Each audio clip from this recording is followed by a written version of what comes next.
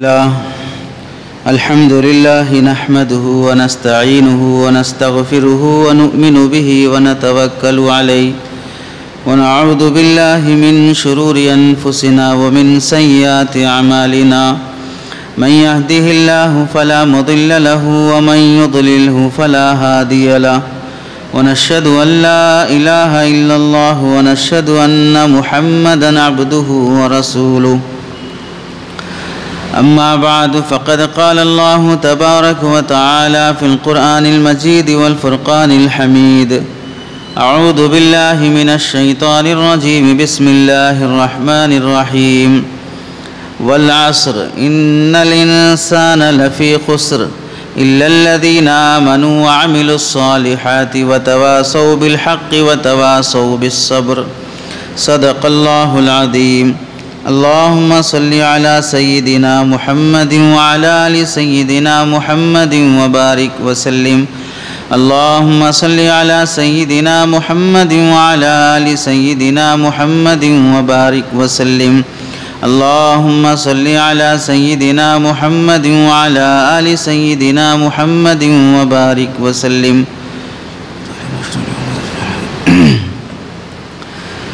میرے محترم عزیزوں، بزرگوں اور دوستوں،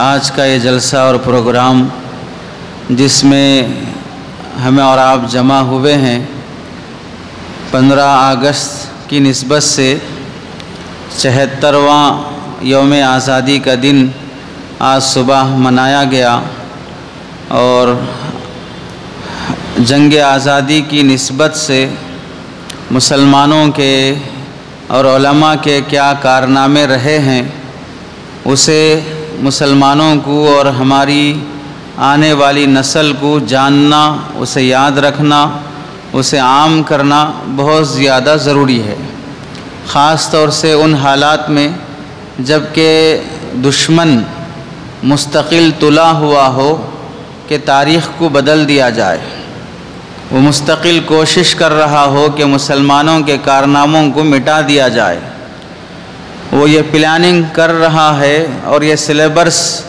بدل رہا ہے تاریخ کی اور سلیبس کی وہ کتابیں جس میں اسلاف کی اور مسلمان مجاہدین کی، فریڈم فائٹرز کی جو ہسٹری اور ان کے نام درج کیے گئے تھے وہ بھی اب کتابوں سے مٹا دیے جا رہے ہیں۔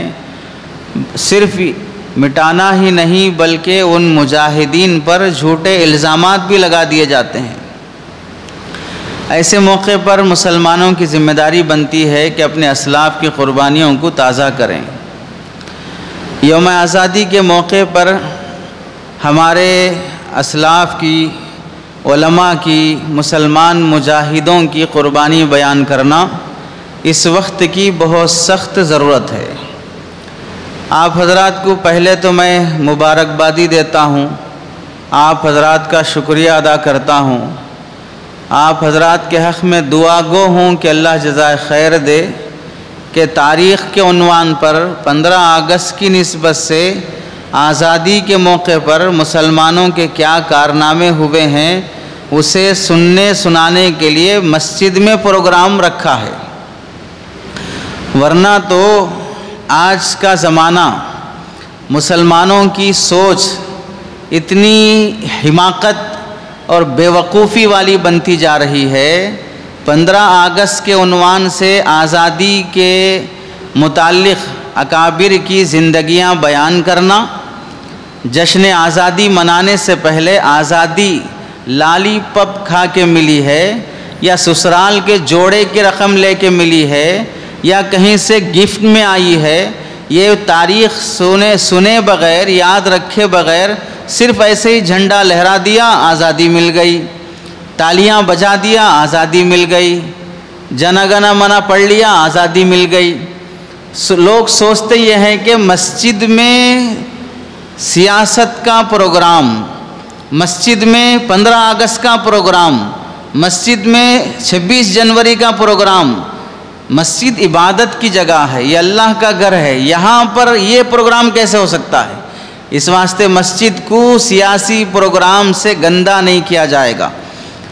اس لیے مسجدوں میں 15 اگست کا کوئی پروگرام نہیں، 26 جنوری کا کوئی پروگرام نہیں، تاریخ اور ہسٹری بیان کرنے کے لیے کوئی امام صاحب خطیب صاحب کو اجازت نہیں، اور اگر کوئی خود مختار خطیب صاحب جرأت مندانہ طور پر بیان کر دے تو اس کے بعد کمیٹی کی، صدر صاحب کی، متولی صاحب کی یا مسجد کے کئی بے غیرت مصلی کی بے چینی بڑھ جاتی ہے کہ کب نماز ختم ہو، کب خطیب صاحب سے مل کر پوچھوں کہ آپ اس عنوان پہ کیسے بولے آج، حالانکہ یہ تو سیاسی عنوان ہے، مسجد میں بولنے کی کیا ضرورت ہے؟ اسے تو بازار میں بولنا چاہیے، اسے تو مارکیٹ میں بولنا چاہیے، اسے تو سڑک پہ کھڑے ہو کے بولنا چاہیے۔ سمجھ میں نہیں آتا کہ یہ حماقت نہیں ہے؟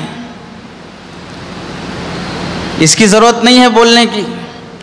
جہاں اسکول کی کتابوں سے، سلیبس سے فریڈم فائٹرز کے نام نکالے گئے، تب عقل گھاس کھانے گئی تھی جا کے ان سیاسی لیڈروں سے بات کرے کہ کیسے تم نے ابوالکلام آزاد کا نام کتابوں سے نکالا، کیسے تم نے اشفاق اللہ خان کا نام کتابوں سے نکالا، کیسے تم نے شیخ الہند کا نام کتابوں سے نکالا؟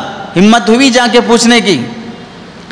کیسے تم نے فریڈم فائٹرز پر جھوٹے الزامات لگائے؟ سلیبس میں جہاں پر شرکیہ باتیں، ہنومان کی تصویر، گنیش کی فوٹو نہیں تھی پہلے، اب کیسے تم نے سلیبس میں اسے شامل کیا؟ ہمارے بچوں کو کیوں یہ پڑھا رہے ہو؟ ہمت ہوئی جا کے پوچھنے کی؟ کیا معلوم ہوا کہ عقل جو اللہ نے دی ہے وہ بھی استعمال کرنا نہیں چاہتے ہیں۔ اگر مسجدوں میں یہ بات نہ ہو کہ آزادی کے موقع پر کیا ہوا بیان نہ کیا جائے تو پھر ہمیں جواب دیجئے۔ حضرت شاہ عبدالعزیز محدث دہلوی رحمۃ اللہ علیہ نے 1899 میں ٹیپو سلطان شہید رحمۃ اللہ علیہ 1799 میں شہید ہونے کے بعد جب 1803 میں انگریز نے کہا تھا کہ اب سے ملک ہمارا ہے، اب ہماری چلے گی، اس کے بعد فتویٰ دینے کے لیے شاہ عبدالعزیز محدث دہلوی رحمۃ اللہ علیہ سڑک پر کھڑے ہو کر فتویٰ دیے یا دلی کی جامع مسجد میں فتویٰ دیے؟ ملک کے دارالحرب ہونے کا فتویٰ، انگریز سے جنگ کرنے کا فتویٰ اور انگریز کی فوج میں شامل ہونا گناہ حرام ہے اور اس سے لڑنا واجب ہونے کا فتویٰ شاہ عبدالعزیز محدث دہلوی رحمۃ اللہ علیہ نے وہ جامع مسجد دلی سے دیا ہے۔ انہیں معلوم نہیں تھا کہ یہ فتویٰ سیاسی فتویٰ ہے، یہاں سے نہیں ہونا چاہیے تھا، سڑک پہ کھڑے ہو کے بولنا چاہیے تھا۔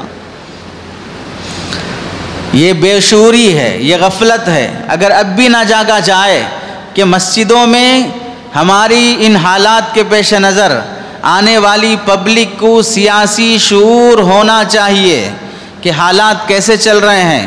ایک حالات وہ ہے کہ اخبار نے سنایا، سن کر پڑھ کر یقین کر لیا، نیوز میں آیا، اس پر ایسا بھروسہ کیا گویا کہ وہ اللہ کا کلام ہے۔ نیوز اینکر اللہ کی طرف سے آئی ہوئی وحی لانے والی جبرائیل کی بیوی ہے نعوذ باللہ، اس واسطے ایسے اس پر بھروسہ کر لیا گویا کہ نیوز میں جو بولا جا رہا ہے 100% صحیح ہے۔ خود تاریخ کی کتابیں نہیں پڑھیں گے، خود کھنگالنا نہیں چاہیں گے۔ مظلوم بھی مسلمان، گھر توڑے جائیں گے مسلمان کے، جلائے جائیں گے مسلمان کے، بلڈوزر چلایا جائے گا مسلمانوں کے مکانات پر، انہیں جیل میں بھرا جائے گا، انہیں کڈنیپ کیا جائے گا، ان کی بچیوں کے ساتھ ریپ کیا جائے گا، مسلمانوں کو پکڑ پکڑ کر جیل میں ڈالا جائے گا، اور پھر نیوز میں بتایا جائے گا کہ دنگا فساد نوح میں، ہریانہ میں، پنجاب میں مسلمانوں نے ایسا کیا ہے۔ پھر بھی یقین کر لیا جائے گا ہاں ہمارے لوگوں کی غلطی تھی، کیوں کرنا تھا ایسا۔ 300 کے آس پاس مکانات اور دکان جو اجڑ گئے ہیں، تمہارے گھر کے اور ملگی کے مکان کی ایک سیڑھی توڑنے کے لیے اگر حکومت کی طرف سے شانکشن ہوا روڈ چوڑا کرنا، اس کے لیے اگر سیڑھیاں توڑنے بھی آ جاتے ہیں تو دل چھلنی ہو جاتا ہے، کھڑے ہو جاتے ہیں، کیسے توڑیں گے سیڑھیاں میرے مکان کی، میرے ملگی کی؟ اور جس کے گھر کا چھت ختم ہو جاتا ہو، 300 پریوار بے گھر ہو جاتے ہوں، معصوم بچے، جو بچی ڈاکٹر بننے کے عزائم سے غریب گھرانے کی ہے لیکن محنت سے پڑھ کر وہ ڈاکٹر بننا چاہتی ہے، اس کے گھر کی چھت بھی اڑ جاتی ہے، وہ نوالے اور ایک جوڑے کپڑے کی محتاج ہو جاتی ہے، تو بھی ہمیں نہیں دکھائی دیتا کہ ہو کیا رہا ہے، دکھائی کیا دیا جا رہا ہے، ہو کیا رہا ہے اور ہمیں سنایا کیا جا رہا ہے۔ تو اس لیے کوئی شخص اس غلط فہمی میں نہ رہے کہ مسجدوں میں 15 اگست کے عنوان سے، 26 جنوری کے عنوان سے سیاست نہیں، بلکہ یہ یاد رکھ لیں یہ جلسہ، یہ پروگرام سیاسی نہیں ہے، تاریخی ہے۔ یہاں سیاست کی باتیں نہیں کی جا رہی ہیں، یہاں تاریخ کی باتیں کی جا رہی ہیں، اور جو قوم اپنی تاریخ یاد نہیں رکھتی ہے وہ قوم کبھی اپنی تاریخ بنا بھی نہیں سکتی ہے۔ جس قوم کو اپنا پاسٹ معلوم نہ ہو وہ قوم کبھی اپنا فیوچر بنا نہیں سکتی ہے۔ جس بیٹے کو اپنی باپ کا نام معلوم نہ ہو وہ کبھی حلال نسب کا سوچ بھی نہیں سکتا ہے کہ تجھے اپنے باپ کا ہی پتہ نہیں ہے، تو کیسے دعویٰ کرے گا کہ میں فلاں کی اولاد ہوں۔ ہم جن کی نسل سے چلتے آئے ہیں ان نسل کی قربانیوں کو یاد رکھنا ضروری ہے۔ ایک عام آدمی اگر کسی کے والد نے ایک اسکول قائم کر دی، ایک ہاسپٹل قائم کر دیا، یا غریبوں کے لیے کوئی رفاہی کام کر دیا تو آنے والی نسلیں یاد رکھتی ہیں۔ بلکہ ہم نے تو یہ بھی دیکھا اگر دادا صاحب نے اس مسجد کو جب وہ چھپر کی تھی اذان دے، صبح صبح آ کر پانی بھرے مؤذن وضو کے لیے، مصلی بچھائے، تنہا آ کے وضو کرے، وضو بنائے اور آنے والے مصلیوں کے لیے لائٹ اور چراغ جلایا، تو اب پوتا بولتے رہتا یہ مسجد ایسی تھی، ہمارے دادا کرے سب یہ۔ آپ کے دادا کا مسجد میں چراغ جلانا یاد رکھیں گے آپ کے دادا کا مسجد میں تنہا آ کر اذان دینا یاد رکھیں گے آپ کے دادا پردادا کا ملک کو آزاد کرانا یاد نہیں رکھیں گے آپ، خون بہانا یاد نہیں رکھیں گے آپ، انگریزوں کے ظلم سے، ان کے چنگل سے آزاد کرانا یاد نہیں رکھیں گے۔ تو اس واسطے مسجدوں میں کیا ہمیں یہ ضروری ہے کہ اپنے گھر میں جہاں مسلم اسکول چلتے ہوں، بلکہ آگے یہ بھی کہنے کی جرات کرنا چاہیے مدرسوں میں بھی اس بات کی کمی ہے کہ تاریخ کو جیسے پڑھایا جانا چاہیے ویسے نہیں پڑھایا جاتا، اسکولوں میں جیسے پڑھایا جانا چاہیے، خاص طور سے مسلم اسکولز جہاں پر آپ کا مینجمنٹ ہے۔ ہو سکتا ہے کہ سرکار اور حکومت کی طرف سے کوئی بھی کتاب ہسٹری کی رکھی گئی ہو، لیکن کیا ہزاروں روپے اپنی نسل کے فیس کے نام پر لینے والے کوئی ایک کتاب اپنے اسلاف کی قربانیوں پر ہسٹری سنانے کے لیے ویکلی کوئی کلاس نہیں رکھی جاتی کہ ہم اپنے مسلمانوں کے کارنامے سنائیں؟ آپ بتائیے اسکول کے کسی بھی طالب علم کو اگر یہ پوچھا جائے کہ جواہر لال نہرو کون ہے، موتی لال نہرو کون ہے، سبھاش چندر بوس کون ہے، گاندھی جی کون ہے، تو سب بتائیں گے فریڈم فائٹرز ہیں۔ ان کی جگہ پوچھ لیجئے اشفاق اللہ خان کون ہے، ابوالکلام آزاد کون ہے، حسین احمد مدنی کون ہے، شیخ الہند کون ہے، سید احمد شہید کون ہے، حافظ ضامن شہید کون ہے، شاہ اسماعیل شہید کون ہے، ٹیپو سلطان کون ہے، نواب سراج الدولہ کون ہے، اور طیب ثریا جی کون ہے؟ نہیں معلوم ہوگا کون ہے، کس جنگل کے شیر ہیں اور کس زو کے رہنے والے ہیں نہیں معلوم ہوگا۔ کیا وجہ ہے کہ مسلمان کو غیر مسلم فریڈم فائٹرز کے نام معلوم ہیں، مسلمان کو مسلم فریڈم فائٹرز کے نام معلوم نہیں ہے، کیونکہ اسکولوں میں جو پڑھایا جا رہا ہے وہی وہ یاد رکھ رہا ہے۔ تو مسلم مینجمنٹ کو یہ خیال نہیں آتا کہ ہم اپنے مسلمان مجاہدوں کے کارنامے اپنے بچوں کو سنائیں، بلکہ آگے یہ جلسہ ایک غنیمت ہے کہ آپ نے جو منعقد کیا بہت بڑی اہمیت کا حامل ہے، لیکن اس سے آگے ایک کام اور بھی کرنا چاہیے۔ ربیع الاول کی نسبت سے جس طرح سیرت کوئز پروگرام رکھے جاتے ہیں، بچوں کو بچیوں کو اسکولوں میں سوالات دے کر پھر ان کا پروگرام رکھ کر جوابات لے کر انہیں انعامات دیا جاتا ہے، اب حال یہ ہے، اب ضرورت اس بات کی ہے کہ آزادی کے عنوان پر بھی تاریخ کوئز رکھا جائے اور اس میں سوالات مرتب کیے جائیں جس میں اس مسلمان مجاہدوں کے کارنامے، ہندوستان کی تاریخ، ہندوستان کو آزاد کرنے کے لیے علماء کی قربانیاں، ان سب پر مشتمل سوالات اور جوابات مرتب کر کے ہر اسکول پڑھنے والے مسلمان بچے کے ذریعے سے تاریخ کو رٹایا جائے، تاریخ کو یاد کیا جائے، ورنہ پھر ایک دن وہ آئے گا کہ مسلمان اس ملک میں یہاں رہنے اور جینے کے لیے زندگی خیرات اور بھیک میں مانگے گا، یہاں رہنے اور جینے کے لیے زندگی خیرات اور بھیک میں مانگنا پڑے گا، کسی درجے کی شہریت کا حق اسے حاصل نہیں رہے گا۔ اور آپ یہ بھی یاد رکھ لیجئے، یہاں ہم لوگ مسلمان جو آزادی کا جشن مناتے ہیں یا آزادی کے عنوان سے 15 اگست اور 26 جنوری میں خوشی مناتے ہیں، آپ کو معلوم ہونا چاہیے آزادی 5 سال 10 سال 20 سال لڑنے سے حاصل نہیں ہوئی ہے، انگریز آنے کے بعد سے اسے ملک سے بھگانے میں پورے 200 سال لگ گئے ہیں، 200 سال لگے ہیں۔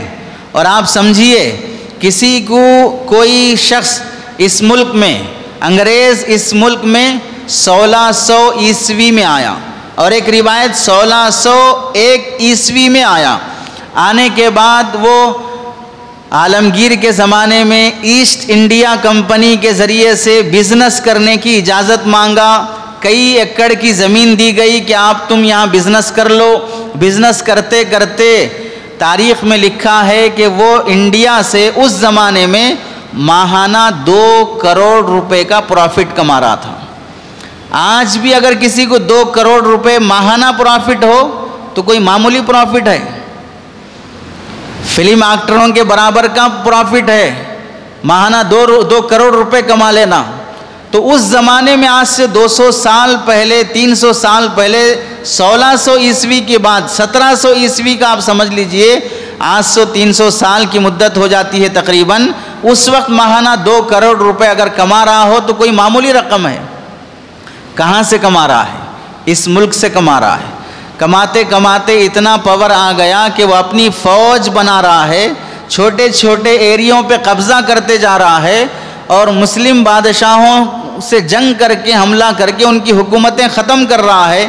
اور ہوتے ہوتے ایک دن وہ بھی آ گیا کہ پورے ملک سے مسلمانوں کی حکومت ختم ہو گئی، تو کیا وہ ملک میں آنے کے بعد کسی کو مار دیا، کسی پہ قبضہ کر لیا، قبضہ حاصل ہوتے ہی اطمینان سے بڑھ جائے گا کہ اب میں پاور میں آ گیا؟ چاہے گا کہ جس کو میں لوٹا ہوں اس کا نام و نشان نہ رہے، کہیں ایسا نہ ہو کہ وہ دوبارہ پلٹ کر حملہ کرے، اسے ہر طریقے سے کمزور کر دیا جائے۔ تو انگریز اس ملک میں آنے کے بعد صرف لڑ جھگڑ کر قبضہ نہیں کیا ہے، ظالمانہ طور طریقے اپنانے سے وہ خاموش نہیں رہا ہے۔ پورے 200 سال لگ گئے ملک کو آزاد کرنے کے لیے۔ کیسے؟ آپ کو معلوم ہوگا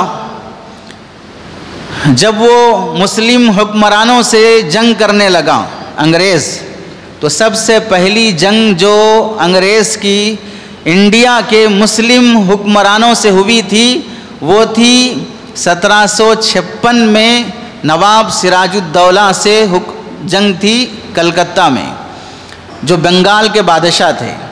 1756 میں ان سے جنگ ہوئی تھی۔ اب آپ بتائیے 1756 میں ایک بڑے حکمران بادشاہ سے جنگ ہو رہی ہے، پھر اپنے ہی غداروں، نافرمانوں، بے وفا اور غلیظ اور خبیث مزاج رکھنے والے وزراء اور مسلمان لیڈروں کی وجہ سے نواب سراج الدولہ وہ جنگ ہار جاتے ہیں۔ یہ مت بھولیے نواب سراج الدولہ کی حکومت تھی، اس زمانے میں بے وفا اور غدار اور رشوت خور پائے جاتے تھے، اس زمانے میں بھی پائے جاتے ہیں۔ آپ اگر مسلمانوں کی سماجی اور سیاسی استحکام کے لیے کوئی بھی میٹنگ اور خفیہ مشورہ رکھنا چاہیں گے، آپ ابھی دروازے سے باہر نہیں نکلے ہوں گے کہ آپ کے مشورے کو لیک کر دیا جائے گا۔ آپ میں ہی سے، ہم میں سے ہی کوئی ایسے چاپلوس اور مکار اور تلوے چاٹنے والے ہوں گے جو ہمارے کسی بھی منصوبے کو، ہمارے عزائم کو اور ہماری پلاننگ کو اور کسی بھی طرح کے کام کرنے کے ارادوں کو کامیاب ہونے نہیں دیں گے، صرف اس واسطے کہ اگر ہم ان کے چیلے بن جائیں گے تو میرا فلاں کام بن جائے گا، 100 گز کی زمین مل جائے گی، میرا فلاں رکی ہوئی فائل آگے بڑھ جائے گی، اس لیے قوم گئی بھاڑ میں، مجھے اس سے کوئی لینا دینا نہیں ہے، فلاں کا مخبر بن کے رہوں گا، اس واسطے مخبری کرتے رہوں گا۔ آج بھی ویسے لوگ پائے جاتے ہیں۔ نواب سراج الدولہ سے جنگ ہونے کے بعد 1756 میں ہوئی۔ اب آپ اندازہ کیجئے 1756 سے، ہسٹری میں آپ لوگ بھی پڑھے ہوں گے 1857 کی جنگ، جسے غدر کی جنگ کہا جاتا ہے۔ 1857، 1756 میں نواب سراج الدولہ سے انگریز کی جنگ ہو رہی ہے۔ اس کے بعد 1857 میں پھر مسلمانوں کی ایک بڑی جنگ ہو رہی ہے۔ کتنا عرصہ گزرا؟ 101 سال، 101 سال۔ اور یہ غلط فہمی تقریباً جو لوگ اسکول کے ہیں، ٹیچر ہیں، پروفیسر ہیں، ہیڈ ماسٹر ہیں، اور بلکہ بعض تو اپنے کو تاریخ کا طالب علم بھی کہتے ہیں کہ میں تاریخ پڑھا ہوں، لیکن وہ جب آزادی کی تاریخ شروع کرتے ہیں تو کہاں سے کرتے ہیں؟ 1857 سے۔ 1857 سے ہندوستان کی تاریخ شروع ہوتی ہے۔ تو اس سے پہلے جو کچھ بھی ٹیپو سلطان رحمۃ اللہ علیہ کی جنگ انگریزوں سے کب ہوئی ہے؟ 1857 کے بعد ہوئی ہے۔ سراج الدولہ کی جنگ کب ہوئی؟ 1857 سے پہلے بعد میں ہوئی ہے۔ سید احمد شہید رحمۃ اللہ علیہ، شاہ اسماعیل شہید رحمۃ اللہ علیہ کی جنگ انگریز سے 1857 کے بعد ہوئی ہے۔ ظاہر سی بات ہے یہ ساری جنگیں جو مسلمان حکمران لڑ رہے ہیں وہ بھی تو آزادی کی خاطر ہی لڑ رہے ہیں، دشمن کو اندر داخل نہ دینے کے لیے تو لڑ رہے ہیں۔ دراصل یہ غلط فہمی جو دشمنوں کی طرف سے پھیلائی گئی، اس میں مسلمان بھی مبتلا ہو کر یہ بولتا ہے کہ 1857 سے آزادی کی تاریخ شروع ہوتی ہے۔ یہ بہت بڑی غلطی ہے۔ آزادی کے لیے پورے 200 سال لگے ہیں۔ 1756 میں نواب سراج الدولہ سے پہلی جنگ ہوئی انگریز کی، اس کے بعد پھر انگریز وہاں سے پورے بنگال پہ قبضہ کرنے کے بعد ادھر پھر چنئی مدراس سے ہوتے ہوئے جب کرناٹک کے علاقے میں داخل ہوا، وہاں 1799 تک ٹیپو سلطان شہید رحمۃ اللہ علیہ سے 4 بڑی بڑی جنگیں ہوئی۔ 3 جنگوں میں انگریز ہارتا گیا۔ وہ 3 جنگوں میں ہارنے کا اثر اس پر اتنا رہا کہ انگریز ٹیپو سلطان رحمۃ اللہ علیہ سے اتنا خوف زدہ تھا کہ وہ اپنے بچوں کے رونے پر انہیں خاموش کرانے کے لیے بھی بولتا تھا کہ سو جاؤ ورنہ ٹیپو آ جائے گا۔ بچہ کھانا نہ کھائے تو پھر اسے کھلانے کے لیے بھی بولتا تھا سو جاؤ ورنہ کھا لو ورنہ ٹیپو آ جائے گا۔ 3 بڑی بڑی جنگیں کر کے بھی جو ہار چکا ہے، کتنا خوف اس کے دل میں ہوگا۔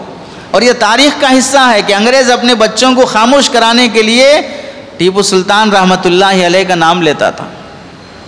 4تھی جنگ میں حضرت ٹیپو سلطان شہید رحمۃ اللہ علیہ، یہ جو 1799 میں حضرت ٹیپو سلطان شہید رحمۃ اللہ علیہ کی شہادت ہوئی ہے، لیکن ظاہر سی بات ہے ٹیپو سلطان شہید رحمۃ اللہ علیہ کے والد وہ خود انگریز کی فوج میں تھے، لیکن جب شاہ عبدالعزیز محدث دہلوی رحمۃ اللہ علیہ کا فتویٰ آیا تو وہ انگریز کی فوج سے ہٹ کر خود فوج سے مخالفت کرتے ہوئے انگریز سے جنگ کرنا والد نے ہی شروع کر دیا تھا، جن کا نام تھا حیدر علی۔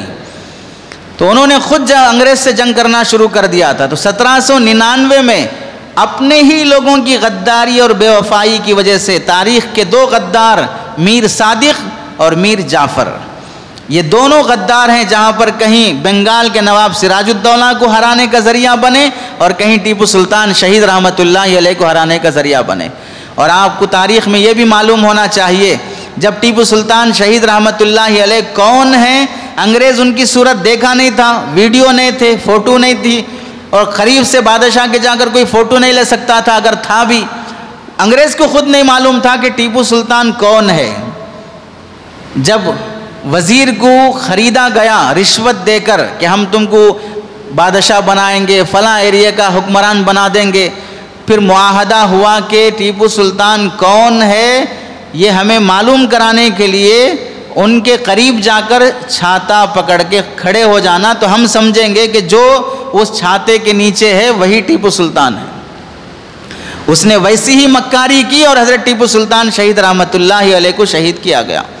شہید ہونے کے بعد جہاں حضرت ٹیپو سلطان رحمۃ اللہ علیہ کی لاش پڑی ہوئی تھی، اس لاش کے قریب جانے سے بھی انگریز ڈر رہا تھا کہیں زندہ نہ ہو. پہلے وزیر کو بھیج رہا جا کے ہلا کے دیکھو کہیں زندہ نہ ہو. اور پھر جب لاش کے آس پاس دیکھا گیا تو ٹیپو سلطان شہید رحمت اللہ علیہ کو بچانے کے لیے صرف مسلمان وزیر یا مسلمان فوجی ساتھ میں نہیں لڑ رہے تھے، بلکہ ٹیپو سلطان رحمت اللہ علیہ کے ساتھ غیر مسلم عورتوں کی لاشیں بھی حضرت ٹیپو سلطان کی لاش کے آس پاس پڑی ہوئی ملی. کیا معلوم ہوا؟ ٹیپو سلطان شہید رحمت اللہ علیہ اپنے ایریے کے غیر مسلموں کے ساتھ بھی وہ رواداری اور حسن سلوک کا معاملہ کیا کہ غیر مسلم عورتیں بھی میدان میں آ کر مسلمان بادشاہ کو بچانے کے لیے اپنی جان قربان کر دی ہیں. پھر کیسے الزام لگایا جائے گا کہ ٹیپو سلطان رحمۃ اللہ علیہ ظالم ہیں؟ پھر کیسے یہ جرم شمار ہوگا کہ کوئی ٹیپو سلطان اور اورنگزیب عالمگیر کی کوئی فوٹو یا ان کی کوئی تصویر اسٹیٹس پہ لگا لے تو اس پہ کیس کر دیا جاتا ہے، اسے جیل میں بھر دیا جاتا ہے؟ یہ ظلم نہیں تو اور کیا ہے؟ تو 200 سال لگے ہیں مسلمانوں کو اس ملک کو انگریز سے آزادی دلانے کے لیے. 1799 میں حضرت ٹیپو سلطان شہید رحمت اللہ علیہ کی شہادت کے بعد پھر وہاں سے 1803 سے علماء میدان میں آئے. یہ خود بھی اپنے زمانے کے مسلم حکمران اور علماء ہیں، حضرت ٹیپو سلطان بھی عالم ہیں. پھر علماء میدان میں آئے. حضرت شاہ ولی اللہ محدث دہلوی رحمت اللہ علیہ نے اپنے شاگرد سید احمد شہید رحمت اللہ علیہ کو جو مدرسے میں بخاری پڑھا رہے تھے، مدرسے میں قرآن حدیث پڑھا رہے تھے، ان سے کہا کہ یہ چھوڑ کر میدان میں آؤ. 7 سال تک فوج میں رکھ کر ٹریننگ دیا انگریزوں سے لڑنے کے لیے. حضرت شاہ ولی اللہ محدث دہلوی رحمت اللہ علیہ نے 1813 سے لے کر 1831 تک سید احمد شہید رحمت اللہ علیہ انگریز سے جنگ کرتے رہے. انگریز سے جنگ کرنے میں درمیان میں مراٹھیوں سے جنگ ہوئی، درمیان میں سکھوں سے جنگ ہوئی. کیوں جنگ ہوئی؟ انگریز سے جنگ کرتے ہوئے سید احمد شہید رحمت اللہ علیہ کے ساتھ غیر مسلم بھی شامل تھے، لیکن جب غیر مسلموں کو یہ محسوس ہوا جنگ کرنے کے بعد جیتنا مشکل ہے، ادھر سے انگریز آفر دینے لگا کہ تم سید احمد شہید کو چھوڑ دو گے، یہ پلاٹ ملے گا، یہ زمین ملے گی، یہ جاگیر ملے گی. تو جو حضرت سید احمد شہید کے ساتھ تھے وہ بھی دھوکہ دینے لگے اور مخالف بن گئے. تو اب جو مخالف بنا اس سے بھی جنگ ہوئی، تو مراٹھیوں سے بھی جنگ ہوئی اور سکھوں سے بھی سید احمد شہید رحمۃ اللہ علیہ کی جنگ ہوئی. اور پھر اس کے بعد 1831 میں سید احمد شہید رحمۃ اللہ علیہ کو غلطی سے غیر مسلم حکمران بادشاہ کا بیٹا شیر سنگھ نے 20,000 فوج کے ساتھ اچانک حملہ کر کے حضرت سید احمد شہید رحمۃ اللہ علیہ کو بالا کوٹ کے میدان میں شہید کر دیا. پتہ بھی نہیں تھا کہ جنگ ہونے والی. اور کس سے جنگ؟ انگریز سے نہیں، ملک کے غیر مسلم حکمران کے بیٹے شیر سنگھ سے جنگ ہو رہی ہے، پتہ بھی نہیں ہے. تو اب یہاں کیا معلوم ہوا؟ جو لوگ یہ کہتے ہیں کہ آزادی میں مسلمانوں کا حق نہیں ہے، کردار نہیں ہے، مسلمان عالم سید احمد شہید رحمۃ اللہ علیہ انگریز سے جنگ لڑنا چاہتے ہیں، لیکن اس میں بیچ میں چیلے چپاٹے تلوے چاٹنے والے غیر مسلم بادشاہ کا بیٹا آ کر خود ملک کے رہنے والے دوسرے مسلمان پر حملہ کر دیتا ہے. جب یہ تاریخ کا حصہ ہے تو پھر کیسے کہا جائے گا کہ مسلمانوں نے جنگ کی آزادی میں کوئی کردار ادا نہیں کیا ہے؟ اور یہ بھی یاد رکھ لیجئے، شاہ عبدالعزیز محدث دہلوی رحمۃ اللہ علیہ نے جب فتویٰ دیا دلی کی جامع مسجد سے کہ آج کے بعد سے ملک دارالحرب بن گیا ہے. دارالحرب کا مطلب کیا ہے؟ کہ اس ملک میں مسلمانوں کی حکومت 800 سال سے چلی آ رہی تھی، اور ایک روایت میں لکھا ہے کہ 1120 سال مسلمانوں نے جزوی اور کلی طور پر چھوٹے چھوٹے ایریوں میں اور پورے ملک میں جو غیر منقسمہ تھا، بنگلہ دیش بھی اسی میں تھا، افغانستان بھی اسی میں تھا، پاکستان بھی اسی میں تھا، اور یہ ملک تو ہے ہی ہے، ایسے غیر منقسمہ پورے ملک پر مسلمانوں نے 1120 سال جزوی اور کلی طور پہ حکومت کیا ہے. ان سے اگر ملک چھین لیا جائے گا اور ظالم اگر کوئی غیر مسلم عیسائی بادشاہ بن جائے گا تو ظاہر سی بات ہے کہ ملک مسلمانوں کا کیسا رہے گا پھر. تو جب فتویٰ دیا شاہ عبدالعزیز محدث دہلوی رحمۃ اللہ علیہ نے، فتویٰ ایسا نہیں تھا جیسے ہم لوگ آج کل فتوے کا مذاق اڑاتے ہیں کہ مفتیان کرام کو تو کیا ہے، جب چاہے فتویٰ دے دیں، فری میں فتویٰ دے دیں، مفت میں فتویٰ دے دیں. فتوے کی اتنی ہی معمولی حیثیت ہے. تو پھر شاہ عبدالعزیز دہلوی رحمۃ اللہ علیہ کے اس فتوے کے بعد انگریز کو کیا ضرورت پڑی تھی شاہ عبدالعزیز دہلوی رحمۃ اللہ علیہ کو زہر دینے کی؟ فتوے کی کوئی حیثیت نہیں ہے تو پھر مفتی صاحب کو زہر کیوں دے رہے ہو؟ فتوے کی کوئی حیثیت نہیں ہے تو مفتی صاحب کو کوڑے کیوں مار رہے ہو؟ معلوم ہوا کہ فتوے میں وہ جان ہے جس کی وجہ سے مسلمانوں میں آزادی کا جذبہ پیدا ہو جاتا ہے. چنانچہ ہوا بھی، جو لوگ مدرسے میں بیٹھ کر قرآن حدیث پڑھا رہے تھے، بخاری پڑھا رہے تھے، وہ بھی مدرسے سے اٹھ کر میدان کارزار میں آ گئے. اور جو صوفیاء اور اولیاء اللہ خانقاہوں میں بیٹھ کر اللہ اللہ کر رہے تھے، جن کے ہاتھوں میں تسبیح تھی، قرآن مجید تھی اور راتوں کی آہ و بکا تھی، وہ بھی چھوڑ کر میدان کارزار میں آ گئے تیر و تلوار لے کر کہ اب ہم جان دیں گے. کسی آپ میں سے جو ذکر میں بٹھائے، دعا میں بٹھائے، جماعت گشت میں جا رہی ہے، تسبیح چھوڑ کر لے کے آ جاؤ، ہاں میدان میں تلوار لے کے آنے کی ہمت ہو. اب تو یہ زمانہ ہے کہ اگر مسلمان بھی لڑ رہا ہو تو سیلفی لے لیں گے، ویڈیو بنا لیں گے، دور سے ہی ویڈیو لے لیں گے اور پھر اس کے بعد بولیں گے ایسا ہوا وہاں پر، ایسا ہوا وہاں پر. بس یہ سنا دینا ہی جہاد ہے. دو آپس میں لڑنے والوں کو بچانے کی ہمت نہیں ہے تو پھر اس زمانے کا مدرسے کا مولوی، اس زمانے کا خانقاہ کا تزکیہ کرنے والا صوفی اپنی جگہ چھوڑ کر میدان کارزار میں آ جانا کس کی وجہ سے تھا؟ اسی فتوے کی برکت سے تھا. اور اس زمانے میں انگریز کے خلاف فتویٰ دے دینا، اسے سمجھنے کے لیے ایسا سمجھیے، مسلم پرسن اللہ پر مسئلہ اٹھا، 3 طلاق پر مسئلہ اٹھا، متبنہ کے مسئلے پہ قانون بنا، لے پالک اڈاپٹ کیے ہوئے بچے کو پراپرٹی میں سے حصہ رہتا نہیں رہتا، گورنمنٹ کا قانون ہے کہ حصہ رہنا چاہیے، شریعت کہتی کہ نہیں ہے. آپ فتویٰ دے کے دکھائیے. دارالعلوم دیوبند کے ویب سائٹ سے بھی فتویٰ نکالنے کا قانون مطالبہ کرتا ہے. تو جب اتنا اثر پڑتا ہے فتوے کا کہ قانون کے خلاف دیا جا رہا ہے، چلڈرن رائٹس کے خلاف آپ کا یہ فتویٰ ہے، آپ کو یہ فتویٰ نکالنا پڑے گا، تو پھر فتوے کی کیا حیثیت ہے، کیا اثر ہے، یہ حکمران جانتے ہیں. ہم کو اس کی حیثیت معلوم نہ ہو تو جس کو قدر معلوم نہ ہو تو بھئی گدھے کو کیا معلوم زعفران کیا ہوتا ہے، بیل کو کیا معلوم علامہ اقبال کے اشعار کیا ہوتے ہیں، تو پھر اسے خاموش رہنا چاہیے کہ میں اپنی برادری میں رہوں، میں کیوں زعفران سونگھنے جا رہا ہوں. فتوے کی کوئی معمولی حیثیت نہیں ہوتی ہے. شاہ عبدالعزیز دہلوی رحمۃ اللہ علیہ کا فتویٰ اثر کیا اور جو مسلمان جذبہ جہاد رکھتے تھے وہ میدان میں اتر آئے.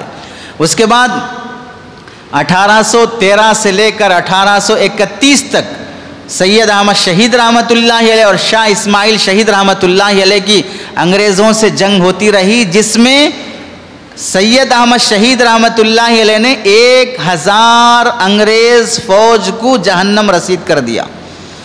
1813 سے لے کر 1831 تک ان علماء نے جو مسجد قرآن اور حدیث پڑھا رہے تھے مدرسوں میں 1000 انگریز فوج کو قتل کیا ہے. اور کوئی معمولی بات نہیں ہے اس زمانے میں 1000 لوگوں کو قتل کر دینا. آج آپ پاور میں ہیں، جج آپ کا، پولیس آپ کی، وکیل آپ کا، لائر آپ کا، ملٹری آپ کی، میڈیا آپ کا، ظالم بھی آپ، قاتل بھی آپ، منصف بھی آپ، گواہ بھی آپ، عدالت بھی آپ کی. اور پھر ہم انصاف مانگنے جائیں تو کہاں مانگنے جائیں؟ اتنے پاور میں رہنے کے بعد آپ بلڈوزر چلا رہے ہوں تو کوئی کمال کی بات نہیں ہے. پاور میں نہ ہو پھر بھی وہ پاور والا کام کر کے دکھائے تو پھر بات بنتی ہے. سید احمد شہید رحمۃ اللہ علیہ پاور میں نہیں تھے، مدرسے کا مولوی ہے، لیکن اس وقت کے سپر پاور جس سے انگریز چھاتے جا رہا تھا، اس کی فوج سے 1000 لوگوں کو سید احمد شہید کے، وہ تو مدرسہ گاؤں جا کر علماء سے حفاظ سے بیعت لیا کرتے تھے. جیسے آج کسی شیخ کے ہاتھ میں ہاتھ دے کر بیعت لیتے ہیں. کیا بیعت لیتے ہیں؟ توبہ کرتا ہوں، آئندہ سے کوئی گناہ کبیرہ گناہ صغیرہ نہیں کروں گا، جھوٹ نہیں بولوں گا، بد نظری نہیں کروں گا. ان سب کو ایمان مجمل اور ایمان مفصل میں ذکر کر دیا جاتا ہے، جیسے آج کبائر سے اجتناب کے لیے بیعت لی جاتی ہے، اللہ کے نبی علیہ السلام نے جیسے بیعت رضوان میں صحابہ سے جان دینے کی بیعت لی تھی، حضرت سید احمد شہید رحمۃ اللہ علیہ گاؤں گاؤں جا کر مسلمانوں سے، علماء سے، حفاظ سے بیعت لیتے تھے، جان دینے پر بیعت کرو، میں ملک کے لیے قربان ہو جاؤں گا، اس کے لیے بیعت کرو۔ ہے کوئی بیعت کرنے والا ملک کے لیے قربان ہونے کے لیے؟ کوئی معمولی بات ہے جان دینے کے لیے، ہاتھ میں ہاتھ دے کے جان، وہ تو فلموں میں بہت دکھائے گا تمہارے لیے جان دینے بھی تیار ہوں، 7 سمندر پار کرنے بھی تیار ہوں۔ فلموں کی ایکٹنگ الگ ہوتی ہے، ریئل لائف میں آنے کے بعد یہ قدم آگے نہیں بڑھ سکتے ہیں۔ سید احمد شہید رحمۃ اللہ علیہ کا کارنامہ، جس کی بعد ہی وہ جب 31 میں سید احمد شہید رحمۃ اللہ علیہ شہید ہو گئے، اس کے بعد پھر مسلمان حضرت نانوتوی رحمۃ اللہ علیہ، رشید احمد گنگوہی رحمۃ اللہ علیہ، حاجی امداد اللہ، حافظ ضامن شہید، یہ سب علماء اس کے بعد میدان میں آئے۔ پھر 27 سال تقریباً 31 سے لے کر 57 تک، 1831 میں شہادت ہوئی، اس کے بعد سے پھر 1857 تک اتنے سال تیاری کرنے کے بعد پھر میدان میں آئے۔ حاجی امداد اللہ مہاجر مکی رحمۃ اللہ علیہ کی سربراہی میں حضرت رشید احمد گنگوہی، حضرت نانوتوی، حافظ ضامن شہید، یہ سب علماء میدان میں آئے انگریز سے لڑنے کے لیے، لیکن اتفاق سے وہاں بھی مسلمانوں کو ہار ہو گئی، اور وہ بہت بڑی جنگ تھی انگریز سے لڑنے کے لیے۔ یہ پورے 100 سال کی تاریخ ہے، اور ایمانداری کے ساتھ ہسٹری کی کوئی بھی کتاب اٹھا لیجئے، چاہے وہ مسلم مورخ کی ہو، انگریز مورخ کی ہو، غیر مسلم رائٹر کی ہو، ان 100 سال کی تاریخ میں ایک غیر مسلم نہیں ملے گا جو آپ کو انگریز سے لڑنے کے لیے میدان میں آیا ہو۔ اس 100 سال کی تاریخ میں کسی بھی کتاب کا حوالہ دے دیجئے۔ بلکہ ایک لطیفہ میں آپ کو سناتا ہوں، جب سید احمد شہید رحمۃ اللہ علیہ انگریز سے جنگ کر رہے تھے تو سوال کیا گیا تاریخ سے، کیا اس جنگ کے موقع پر جو 27 سال 18 سال کی جنگ چلی انگریز سے، اس میں کوئی غیر مسلم بھی تھا جو انگریز سے جنگ کرنے کے لیے سید احمد شہید رحمۃ اللہ علیہ کے ساتھ تھا؟ تو حضرت مفتی سلمان منصور پوری صاحب دامت برکاتہم کی کتاب ہے آزادی کے عنوان پر لکھی گئی، اس میں حضرت لکھتے ہیں صرف ایک غیر مسلم تھا جو وہ بھی مسلمان مجاہدین کو چائے دیتا تھا۔ نہیں ہے لطیفہ؟ کہاں جان دینے کے لیے میدان میں آنا اور کہاں آپ چائے بیچتے رہنا۔ شاید وہ چائے کی ہی نحوست تھی جو آج دیکھ رہے ہیں ہم لوگ۔ تو اتنے عرصے میں غیر مسلم صرف چائے بیچنے کے لیے شامل ہو رہا ہے، اور پھر ہم لوگوں کا حال یہ ہے کہ مسلمان فریڈم فائٹرز کیا قربانی دیے ہیں ہم کو تو پتہ ہی نہیں ہے۔ ہم تو جیسے وہ چائے بیچ رہا تھا، مجاہدوں میں چائے بانٹ رہا تھا، خدمت کر رہا تھا، ہم تو کیا کرتے ہیں کہ صبح صبح اخبار لے لو یا واٹس ایپ اوپن کر لو، بیوی کو بولو یا ہوٹل میں جا کے چائے آرڈر کرو، 1/2، ایک میں 2 بھکاری پئیں گے، اور پھر اس کے بعد اخبار لے کر تبصرے کرتے رہیں گے، آج یہ ہو گیا، کل یہ ہو گیا۔ ہماری جمعیت کیا کر رہی ہے، مسلم پرسن اللہ کیا کر رہے ہیں، ہمارے علماء کیا کر رہے ہیں، یہ مدارس والے کیا کر رہے ہیں، یہ خطبہ کیا کر رہے ہیں، یہ فلاں کیا کر رہے ہیں، حالات ایسے خراب ہوتے جا رہے ہیں، کسی کو کوئی فکر ہی نہیں پڑی ہے۔ یہ سب بول کے وہ چائے کے پیسے تو دے دے میں دے دیتا ہوں بول کے نکل جائیں گے، انقلاب آ جائے گا۔ چائے کی 2 چسکیوں پر اخبار کے 2 پنے پڑھ کے صبح صبح کی ہوٹل کی نحوست لے کر پوری تنظیموں، تحریکوں، علماء، مفسرین، فقہا سب پہ تبصرہ کر دے کہ آپ پتلی گلی سے نکل جاؤ، انقلاب آ جائے گا۔ ٹھیک ہے، جمعیت کچھ نہیں کر رہی ہے، مسلم پرسن اللہ کچھ نہیں کر رہے ہیں، یہ علماء کچھ نہیں کر رہے ہیں، یہ مول صاحباں کچھ نہیں کر رہے ہیں، آپ کیا کر رہے ہیں؟ میں چائے پی رہا ہوں نا، میں اخبار پڑھ رہا ہوں نا، یہ بہت بڑی چیز ہے۔ آپ چائے پینے کو بہت بڑا کارنامہ سمجھ لیں، جھوٹی خبریں پر قرآن کے جیسا یقین رکھنے کو آپ کارنامہ سمجھ لیں، اور یہ علماء جس قدر رات دن کھڑتے ہوئے بیماریوں کے باوجود بھی قوم کو جو بیدار کرنے کی کوششیں کر رہے ہیں، یہ کوئی ان کا بڑا کارنامہ نہیں ہے۔ الزام پہ الزام دینے والے، شکایتوں پہ شکایتیں کرنے والے، وہ اپنے کو نامرد اور کم ہمت لکھ لیں اپنی ڈائری میں کہ میں کچھ نہیں کر سکتا ہوں، مجھے الزام اور شکایت کرنے کے علاوہ کچھ نہیں آتا ہے۔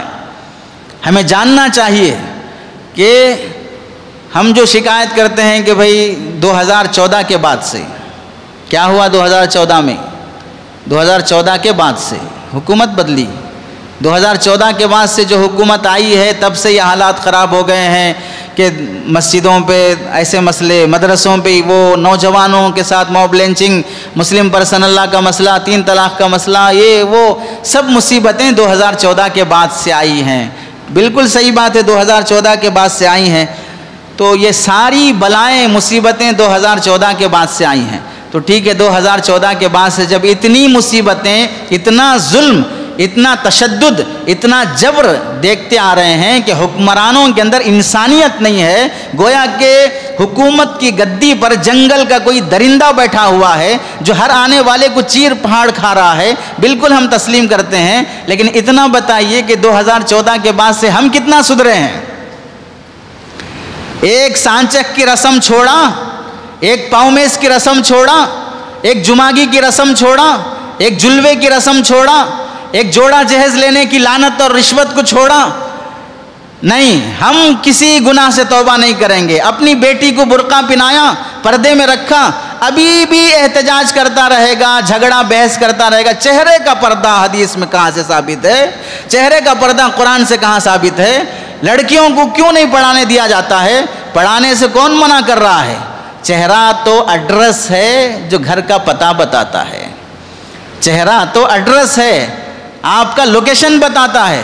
لڑکی سے رشتہ کرنے کے لیے جاتے ہیں تو تلوے دیکھ کے رشتہ کرتے یا چہرہ دیکھ کے رشتہ کرتے؟ اور پھر کہتے ہیں کہ چہرے کا پردہ کہاں سے ثابت ہے؟ ایک گناہ سے توبہ نہیں کروں گا اور پھر ظالم کے خلاف شکایتیں کرتا رہوں گا، تنظیموں کو الزام دیتے رہوں گا کہ کوئی کچھ نہیں کر رہا ہے۔ میں اپنے دائرے میں اپنی بیٹی کو برقع نہیں پہنا سکتا، میں فجر کی نماز مسجد میں نہیں پڑھ سکتا، بابری مسجد پہ واویلا کرتا رہوں گا، روتا رہوں گا، اپنے محلے کی مسجد کو آ کر میں نماز نہیں پڑھوں گا۔ شرم آنا چاہیے۔ ترکی کا وہ بوڑھا مسلمان، 70 سال 72 سال کا بوڑھا مسلمان، سانس نہیں چل رہی ہے، آکسیجن کا سلنڈر لگایا گیا ہے، اس بڑھاپے کی حالت میں سلنڈر ہاتھ میں پکڑ کر کھینچتے ہوئے، اپنے پیروں سے رینگتے ہوئے ترکی کی مسجد میں جماعت سے نماز پڑھنے کے لیے آتا ہے۔ کہاں وہ اور کہاں آج کا نوجوان رات کے 4 بجے تک کٹوں پہ بیٹھے گا، چبوتروں پہ بیٹھے گا، گندی تصویریں دیکھے گا، فلم دیکھے گا، شراب پیے گا، نشہ کرے گا، گانجا کھائے گا، اور پھر جب اذان ہوگی تو اپنے اس کمینے دوست سے کہے گا چلو سونے کا ٹائم ہو گیا، سو جائیں گے۔ 4 بجے سونے جا رہا ہے، جس وقت صبح کا سورج طلوع ہوتا ہے اس کے لیے رات ہوتی ہے۔ جو قوم طلوع ہونے والے سورج کو نہیں دیکھ سکتی ہے اس کی زندگی میں کبھی سورج طلوع نہیں ہو سکتا ہے۔ جو قوم طلوع ہونے والے سورج کو نہیں دیکھ سکتی ہے اس کی زندگی میں کبھی سورج طلوع نہیں ہو سکتا ہے، وہ ترقی کی راہ کبھی نہیں دیکھ سکتی ہے۔ ایک طرف تو دوسری قوم اور دوسرے برادران کے لوگ وقت پر سو جائیں، وقت پر اٹھ جائیں، یہ دیر سے سوئے اور دیر تک سوتا رہے، اور وہ صبح صبح اٹھ کر پارکوں میں، میدان میں اور جم میں جا کر وہ ورزش کرتے رہیں، لاٹھی چلانا سیکھیں، تلوار چلانا سیکھیں، نیزہ بھالا سیکھیں، اور ورک آؤٹ کرتے رہیں، 10-10 کلومیٹر بھاگنا سیکھتے رہیں۔ وہاں ہمارا نوجوان 11 بجے تک سو کر چربی چڑھا کر پیٹ میں، یہ یہاں پر ہے، پیٹ پاکستان میں ہے، اور 10 بجے اٹھ کر سڑی صورت کے ساتھ بیڈ ٹی پیے گا، اس کے بعد ناشتہ کر کے موڈ خراب رکھ لے کر مارکیٹ میں آ کر آنے والے گاہکوں سے لڑتا رہے گا۔ اس سے امید لگائیں گے کہ علماء کیوں ان حالات میں فتویٰ نہیں دیتے کہ ہم لڑنے کے لیے میدان میں آ جائیں۔ فتویٰ لڑنے کے لیے مجاہدوں کو دیا جاتا ہے، بیواؤں کو نہیں دیا جاتا ہے، بزدلوں اور نامردوں کو نہیں دیا جاتا ہے لڑنے کا فتویٰ۔ جو نوجوان صحت کی فکر نہیں کرنا چاہتی، جسے اپنے گانجا عام مسلمانوں میں، نشہ عام مسلمانوں میں، سگریٹ گٹکا عام مسلمانوں میں، گندی فلمیں دیکھنا عام مسلمانوں میں، 12 سال کی عمر کا بچہ بھی نشہ کر رہا ہے، 12 سال کی عمر کا بچہ بھی گانجا بیچ رہا ہے اور مسلمان ہے، اور اس قوم سے توقع لگانا کہ تم مارکیٹ میں آؤ، تم میدان میں آؤ، تم فلاں کام کرنے کے لیے آؤ۔ آزادی کی تاریخ سمجھنے کے لیے آدمی میں تاریخ سے دلچسپی، کچھ کرنے کے جذبے، عزائم ہونے چاہیے۔ اور یاد رکھو، جس طرح باپ بننے کے لیے ایک عورت کو ڈلیوری کے درد سے گزرنا پڑتا ہے، اس کے بغیر کوئی ماں نہیں بن سکتی اور باپ نہیں بن سکتا، ویسے ہی یہ قوم دوسری قوم کو جنم دینے کے لیے اس قوم کو ویسے ہی ڈلیوری کے درد سے گزرنا پڑے گا، انہی تکلیفوں سے گزرنا پڑے گا، انہی مصیبتوں سے گزرنا پڑے گا۔ ایسے ہی کوئی آدمی باپ نہیں بن جاتا ہے، ایسے ہی کوئی ماں نہیں بن جاتی ہے، تکالیف کے بعد ہی اللہ تعالیٰ حالات لاتے ہیں۔ تاریخ کے سلسلے میں جب مسلمان 1857 کی جنگ میں شریک رہے، اس کے بعد 1500 کے آس پاس انگریز فوج کو نقصان ہوا 1857 کی جنگ میں، جو مسلمان علماء اس میں شامل تھے، لیکن پھر بھی انگریز کی فوج زیادہ ہونے کی وجہ سے یا کسی اور سبب سے مسلمان جب ہار گئے، اسی جنگ میں حافظ ضامن شہید رحمۃ اللہ علیہ شہید ہوئے، جن کے بارے میں لکھا ہے کہ انگریز نے، بعض کتابوں میں لکھا ہے، دوبارہ دیکھ لینا چاہیے، کسی انگریز نے کہا تھا کہ جب جنگ کا موقع ہوگا تو میں تمہیں قتل کروں گا، تو حافظ ضامن شہید رحمۃ اللہ علیہ نے کہا تھا کہ میں اس وقت تک نہیں مروں گا جب تک کہ تمہیں قتل نہ کر دوں۔ اللہ نے وہ بات لاج رکھ لی، اور حدیث میں آپ علیہ السلام نے فرمایا، اللہ کے بہت سے بندے ایسے ہوتے ہیں جو اگر وہ قسم کھا لے اللہ اس قسم کو پوری کر کے دکھاتے ہیں۔ جب میدان کارزار شروع ہوا، غلطی سے یا دھوکے سے حافظ ضامن شہید رحمۃ اللہ علیہ کو انگریز نے شہید کر دیا، سر دھڑ سے جدا ہو گیا، جسم میں حرکت اور جان باقی ہے، لیکن اسی دھڑ نے انگریز پر حملہ کر کے قتل کرنے کے بعد ہی وہ گرے ہیں نیچے۔ کیسا ان کے اندر جذبہ جہاد، کیسا دشمن سے بدلہ لینے کا ان کے اندر وہ جذبہ رہا ہوگا۔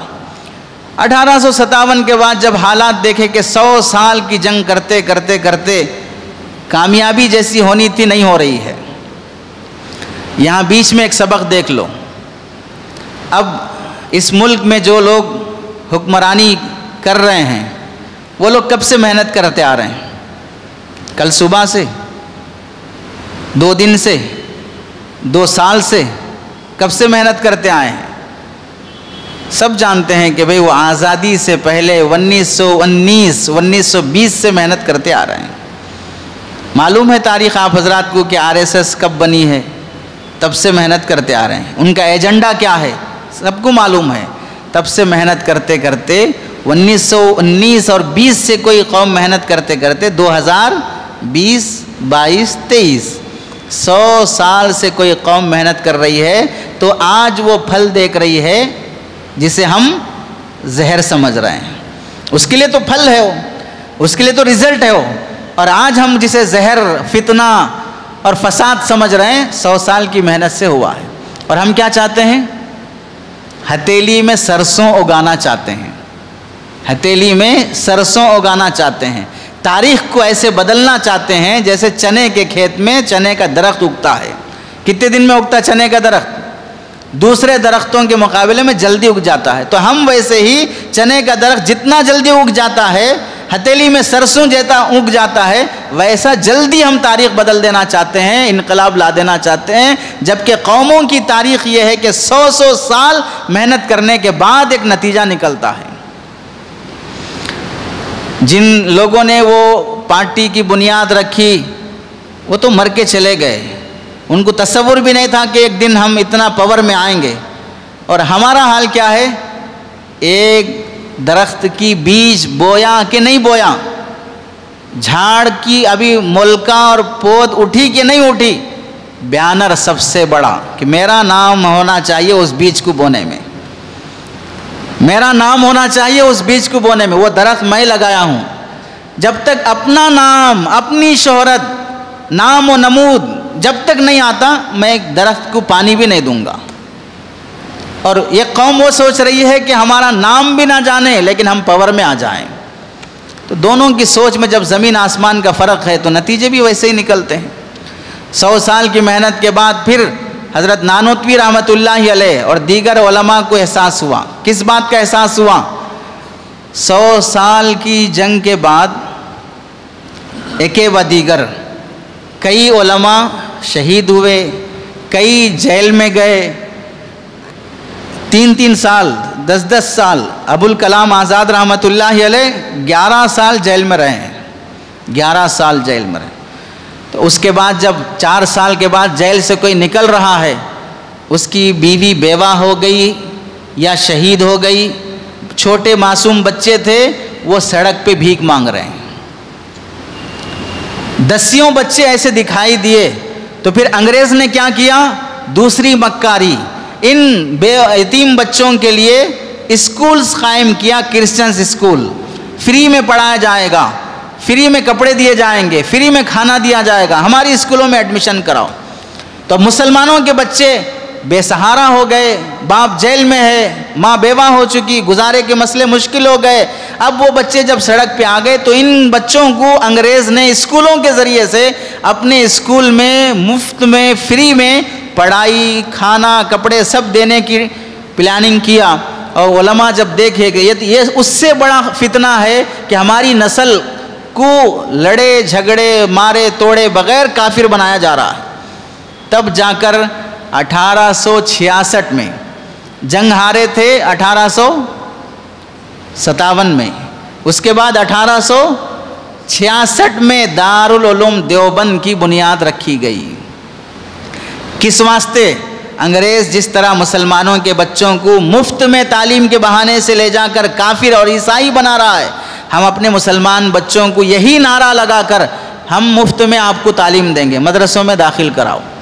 تو مسلمانوں کے بچوں کو مدرسے میں داخل کرا کر فری میں کھانا، فری میں کپڑے، فری میں رہنا، اور پھر ان بچوں کے اندر جان پیدا کرنا، روح پیدا کرنا، ملک کو آزاد کرنے کا جذبہ پیدا کرنا.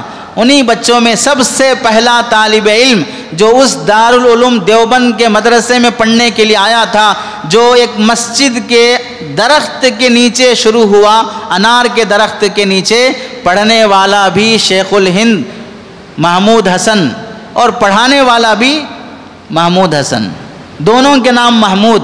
انہی محمود میں سے جو شیخ الہند تحریک ریشم ریمال کا ذریعہ بنے، اسیر مالٹا بنے، مالٹا کی جیل میں 4 سال کے قریب جیل کی بامشقت زندگی گزارے، وہ اسی مدرسے کا طالب علم اور استاذ ہے. اب وہ مدرسے کی بنیاد رکھی گئی. اب یہاں ایک بات درمیان میں سمجھ لیں. دارالعلوم دیوبند کی جو بنیاد رکھی گئی ہے، وہاں وہ ماحول ویسا تھا کہ انگریز مفت میں پڑھا رہا ہے، تو ہم اپنے بچوں کو اگر بولیں گے کہ بھئی قرآن حدیث پڑھنے کے لیے پیسے دینا پڑتا، ان حالات میں کہاں کون پیسے دے گا؟ جب باپ شہید ہو گیا، گزارے کے راستے ختم ہو گئے، تو پھر تعلیم کے لیے فیس کون ادا کرے گا؟ تو اس لیے فری میں پڑھانے کی بات اس زمانے میں شروع ہوئی تھی. لیکن اب ہم کیا کر رہے ہیں؟ تب فری میں پڑھائے نا، ابھی بھی فری میں پڑھاؤ. اس واسطے مدرسے میں بچے کو اگر فیس پوچھیں گے، قرآن پڑھانے واسطے پیسے، مکتب کی فیس پوچھیں گے، قرآن پڑھانے واسطے پیسے، تو یہ بھی سی ڈی پڑھانے واسطے، ڈاگ پڑھانے واسطے، پگ پڑھانے واسطے پیسے دو، تو دماغ میں نہیں آتا کہ اسے پیسے دینا کیا. قرآن حدیث پڑھانے کے لیے ہے تو اسے پیسے. پس منظر، بیک گراؤنڈ سمجھنا چاہیے. تب کیوں تھا، اب کیوں ہے. جیسے اس کی مثال، اگر کوئی آدمی نیا شو روم اوپن کرا تو پہلے دن آفر رکھتا ہو، بائی 1 گیٹ 1 فری، ایک خرید لو، ایک خیرات میں لے کے جاؤ، بائی 1 گیٹ 1 فری. تو اس دن کا مسئلہ الگ رہتا. جب ایک ہفتہ گزر جاتا، اس کے بعد آ کے آپ ایک ہفتہ پہلے بائی 1 گیٹ 1 فری رکھے تھے نا، ابھی بھی دو. وہ تب کی بات تھی، اب نہیں چلے گا. 1866 میں مدرسوں میں فری تعلیم کی بات رکھی گئی تھی، وہ تب کا ماحول تھا. اور ابھی بھی وہ علاقے جہاں پر ارتداد ہو، غریبی ایسی ہو جہاں پر عیسائیت کی وجہ سے لوگ مرتد ہوتے جاتے ہوں، ابھی بھی وہی بات باقی رہے گی. لیکن جہاں پر ایسا مسلم ایریا ہے کہ وہ لوگ لاکھوں روپے دوسرے کاموں میں اڑا دیتے ہوں، تو پھر وہ مسلمان کیا دینی تعلیم میں نہیں خرچ کر سکتے؟ تو یہ جو مدرسے میں شروع کیا گیا مفت تعلیم دینے کا دارالعلوم دیوبند میں، اس کا پس منظر تھا. وہاں تعلیم کے مقاصد میں بچے یہاں پر پڑھیں گے، پڑھنے کے ساتھ ساتھ دشمن انگریز سے لڑنے کے لیے مجاہدین کو بھی تیار کیا جائے گا. یہ بھی ان مقاصد میں سے تھا. چنانچہ اسی مدرسے کے پڑھے ہوئے کئی علماء فارغ ہونے کے بعد انگریز سے جنگ کرنے کے لیے میدان میں برابر کے آگے آگے شامل رہے.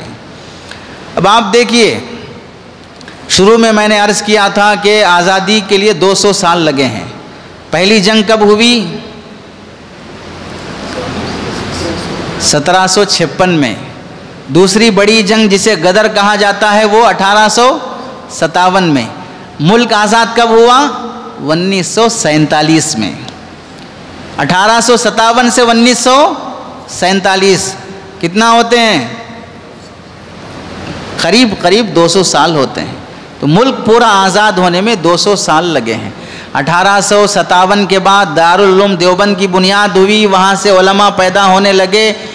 پھر اس کے بعد علماء نے یہ سوچا کہ اب ملک کو آزاد کرنے کے لیے تنہا مسلمان نہیں، غیر مسلم بھائیوں کو بھی ساتھ لے کر جنگ آزادی میں برابر کے ساتھ رکھا جائے گا. پھر آتے ہیں یہ سبھاش چندر بوس، پھر آتے ہیں گاندھی جی صاحب، پھر آتے ہیں جواہر لال نہرو، موتی لال نہرو، یہ سب حضرات بعد میں آتے ہیں. ان کا بھی حصہ ہے، انکار نہیں ہے ملک کی آزادی کے. ہم حلال نسب کے ہیں، تاریخ کو توڑنا موڑنا ہمیں نہیں آتا ہے. جس نے ساتھ دیا ہم اس کے احسان مند رہتے ہیں. ہمیں جھوٹ بولنا نہیں آتا ہے. اس کی طرح جو جبھی بھی بولنے کے لیے منچ پہ آتا ہے تو جھوٹ کا طوفان امنڈ پڑتا ہے. 100 باتوں میں سے ایک بات بمشکل اس کی سچ ہوتی ہے، باقی ساری باتیں جھوٹ پر ہوتی ہیں. وہ جھوٹ اتنی اچھا بول لیتا ہے کہ ہم سچ بولتے ہوئے بھی سوچتے ہیں کہیں اس میں جھوٹ نہ ہو. وہ جھوٹ اتنی اچھی بول لیتا ہے کہ ہم سچ بولتے ہوئے بھی سوچتے ہیں کہیں اس میں جھوٹ نہ ہو. تو اس کے بعد اب آپ دیکھیے 1857 کے بعد ملک کو آزاد کرنے کے لیے کیا کیا مشقتیں مسلمانوں نے برداشت کی ہے. 1857 کے بعد جب انگریز نے دیکھا کہ علماء اور مسلمان یہ میدان میں موقع سے آ کر انگریز کی فوج پر حملہ کر رہے ہیں، تو اس نے مستقل پلاننگ کی. اب علماء کو قتل کرنے، مدارس کو بند کرنے اور قرآن مجید کو ختم کرنے کی مستقل پلاننگ کیا. چنانچہ دلی کی چاندنی چوک سے لے کر اور اس کے علاوہ جتنے چوراہے تھے تقریباً دلی کے تمام چوراہوں پر مسلمانوں کی اور علماء کی گردنیں لٹکائی گئی. اور اس کے بعد دلی کے درختوں پر چاندنی چوک سے لے کر لال قلعے اور خیبر تک کا کوئی درخت ایسا نہیں تھا جس پر علماء کی گردنیں نہ لٹکتی ہوں.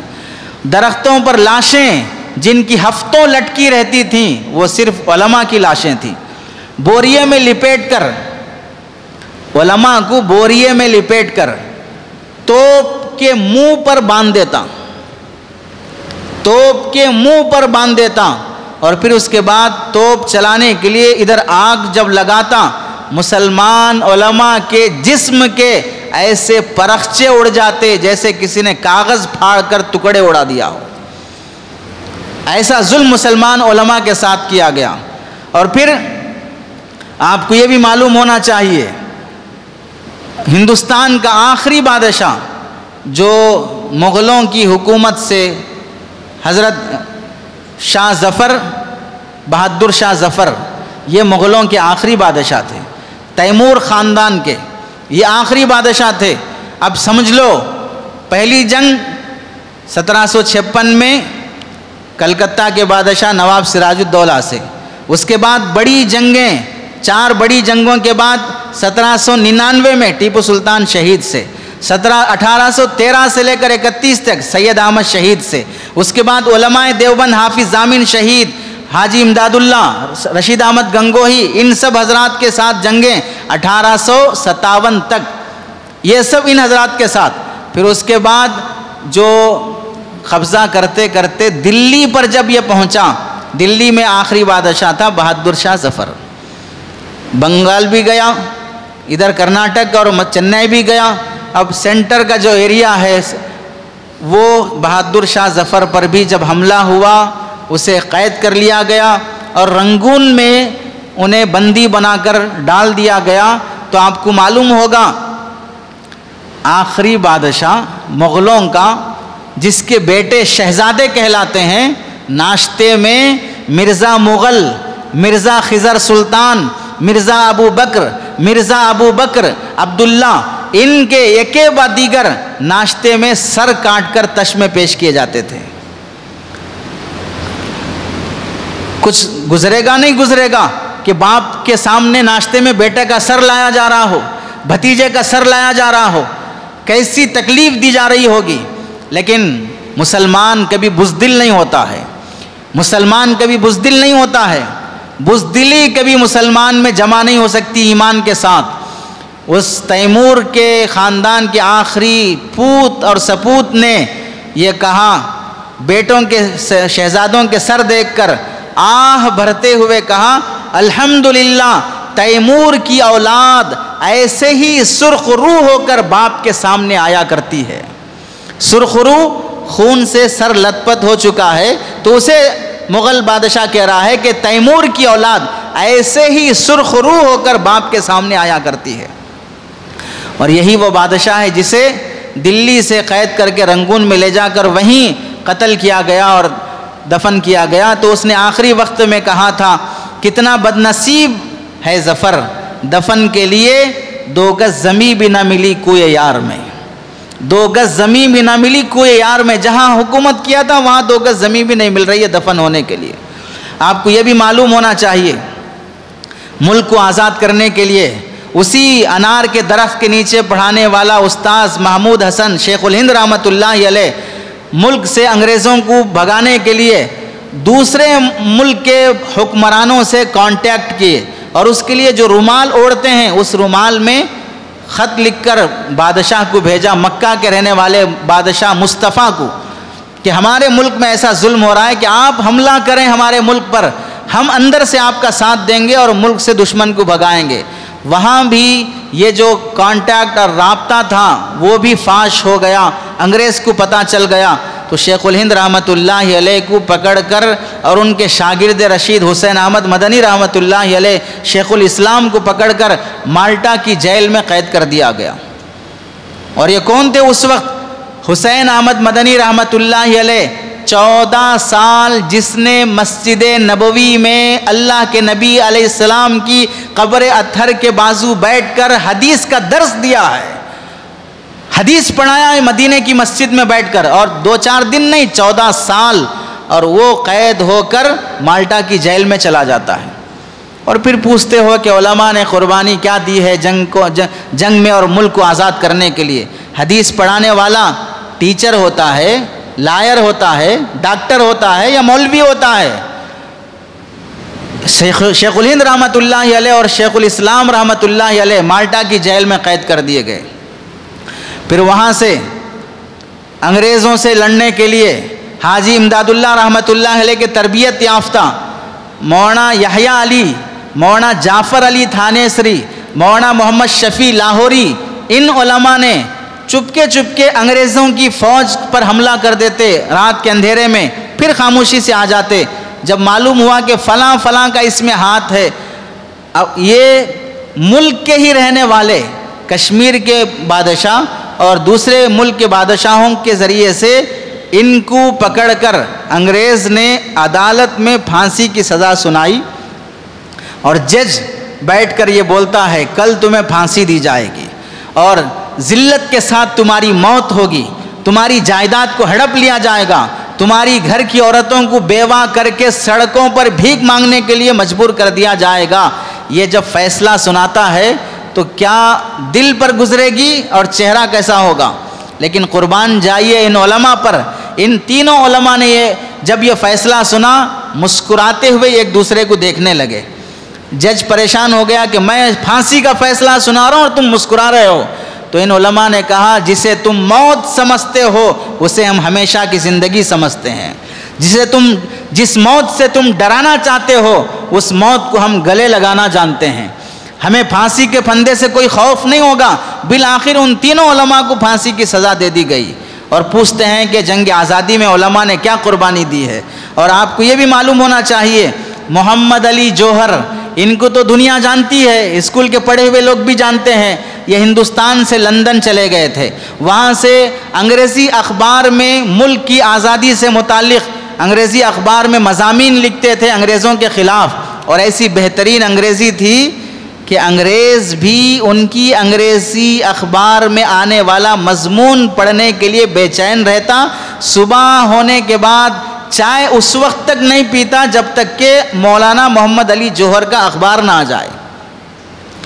ایسی بہترین انگریزی کے ساتھ ملک کے غداروں اور ملک کے حکمران انگریزوں کے خلاف مضمون لکھا کرتے تھے۔ لندن میں جب ان سے کہا گیا کہ آپ اپنے ملک ہندوستان چلے جاؤ تو انہوں نے کیا جواب دیا؟ میں غلام ملک میں جا کر جینے سے یہاں مر جانا بہتر سمجھتا ہوں، غلام ملک میں جا کر جینے سے یہاں مر جانا بہتر سمجھتا ہوں، اپنے ملک ہندوستان اس وقت تک نہیں جاؤں گا جب تک کہ میرا ملک آزاد نہ ہو جائے، اور اس کے لیے میں ایسے ہی لڑتے رہوں گا۔ اس کے بعد جب مولانا محمد علی جوہر رحمۃ اللہ علیہ کی بیٹی بیمار ہو گئی، گھر کی طرف سے خط پہنچا، اور 1930 میں لندن کی گول میز کانفرنس میں یہ بزی تھے، مصروف تھے، بیٹی کا درد بھرا خط پہنچا کہ سیریس ہوں، بیمار ہوں، آخری خواہش ہے کہ میں اپنے والد کو دیکھ کر دنیا سے جاؤں۔ ایسے ویڈیو کال کے فون تو نہیں تھے کہ ویڈیو کال سے بات کر لیں گے۔ بیٹی نے جب خط لکھا باپ کو کہ آپ آ جائیں، میں آپ کو دیکھنا چاہتی ہوں، مولانا محمد علی جوہر نے اس وقت بیٹی کو جو جواب دیا تھا وہ جواب سننے کے قابل ہے۔ آپ نے فرمایا تھا، میں ہوں مجبور پر اللہ تو مجبور نہیں، میں ہوں مجبور پر اللہ تو مجبور نہیں، تجھ سے میں دور سہی وہ تو مگر دور نہیں، تجھ سے میں دور سہی وہ تو مگر دور نہیں، امتحان سخت ہی سہی، بیٹی بیمار ہے، ملک کے حالات ایسے ہیں، میں اجنبی ملک میں پڑا ہوں، امتحان سخت ہی سہی، دل مومن ہی وہ کیا، مسلمان کا دل ہی وہ کیا ہے جو ہر حال میں امید سے معمور نہیں، ہر حال میں اللہ سے امید لگائے رکھنا۔ آگے فرمایا، ہم کو تقدیر الہی سے نہ شکوہ نہ گلا، ہم کو تقدیر الہی سے نہ شکوہ نہ گلا، اہل تسلیم و رضا کا تو یہ دستور نہیں، تیری صحت ہمیں مطلوب ہے لیکن، تیری صحت ہمیں مطلوب ہے لیکن اس کو نہیں منظور تو پھر ہمیں بھی منظور نہیں، اس کو نہیں منظور تو ہمیں بھی منظور نہیں۔ ایک بیٹی اپنے باپ کو دیکھنے کے لیے خط لکھتی ہے اور باپ کا یہ جواب آتا ہے کہ تیری صحت ہمیں منظور ہے لیکن اس کو منظور نہیں تو پھر ہمیں بھی منظور نہیں۔ تو کیا یہ بیٹی کی قربانی نہیں ہے؟ ایک باپ کی قربانی نہیں ہے ملک کی آزادی کی خاطر؟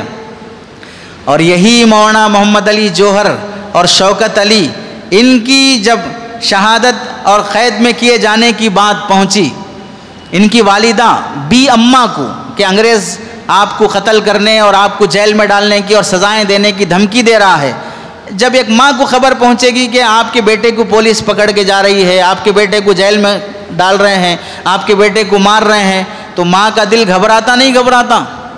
پریشان ہوگی نہیں ہوگی ماں؟ لیکن عورتوں کے وہ کارنامے دیکھیں۔ بی اماں نے، مولانا شوکت علی اور مولانا محمد علی کی والدہ نے اس وقت کہا تھا، ان کے اس جملے کو، ان کے اس جواب کو جو انہوں نے اپنے بیٹوں کے حق میں انگریز سے کہا تھا، جب وہ ڈرانے کے لیے کہا کہ میں تمہارے بیٹوں کو پھانسی کی سزا سنا رہا ہوں اور قید کی سزا سنا رہا ہوں، تو اس وقت کہ ان کے اس جواب اور ان کے اس جذبے کو کسی نے اشعار میں کہا، بولی اماں محمد علی کی جاں بیٹا خلافت پہ دے دو، بولی اماں محمد علی کی جاں بیٹا خلافت پہ دے دو۔ خلافت سمجھ رہے ہیں؟ ملک کو انگریز سے آزاد کرانے کے لیے جان دے دو۔ بولی اماں محمد علی کی جاں بیٹا خلافت پہ دے دو، ساتھ تیرے شوکت علی بھی ہیں، جاں بیٹا خلافت پہ دے دو۔ ایک بیٹے کو مارنے کی دھمکی دے رہے ہیں، میں دوسرے بیٹے کو بھی بھیج رہی ہوں، ساتھ تمہارے شوکت تیرے ہیں شوکت علی بھی، جہاں بیٹا خلافت پہ دے دو۔ گر ذرا سست دیکھوں گی تم کو، گر ذرا سست دیکھوں گی تم کو، دودھ ہرگز نہ بخشوں گی تم کو۔ گر ذرا سست دیکھوں گی تم کو، دودھ ہرگز نہ بخشوں گی تم کو، میں دلاور بہادر نہ سمجھوں گی تم کو، جہاں بیٹا خلافت پہ دے دو۔ غیب سے میری امداد ہوگی، بیٹا چلا گیا، باپ انتقال ہو گیا ہے، ماں بیوہ ہو جائے گی، بیٹوں کا سہارا ختم ہو جائے گا، تو ماں بیٹوں سے کیا کہہ رہی ہے؟ غیب سے میری امداد ہوگی، اب حکومت یہ برباد ہوگی، حشر تک اب نہ آباد ہوگی، جہاں بیٹا خلافت پہ دے دو۔ آگے کہتی ہیں کھانسی آئے گی، کھانسی آئے اگر تم کو جانی، کھانسی آئے اگر تم کو جانی، مانگنا مت حکومت سے پانی۔ کھانسی آئے اگر تم کو جانی، مانگنا مت حکومت سے پانی، بوڑھی اماں کا کچھ غم نہ کرنا، جہاں بیٹا خلافت پہ دے دو۔ پورے اس امتحان میں اترنا، جہاں بیٹا خلافت پہ دے دو۔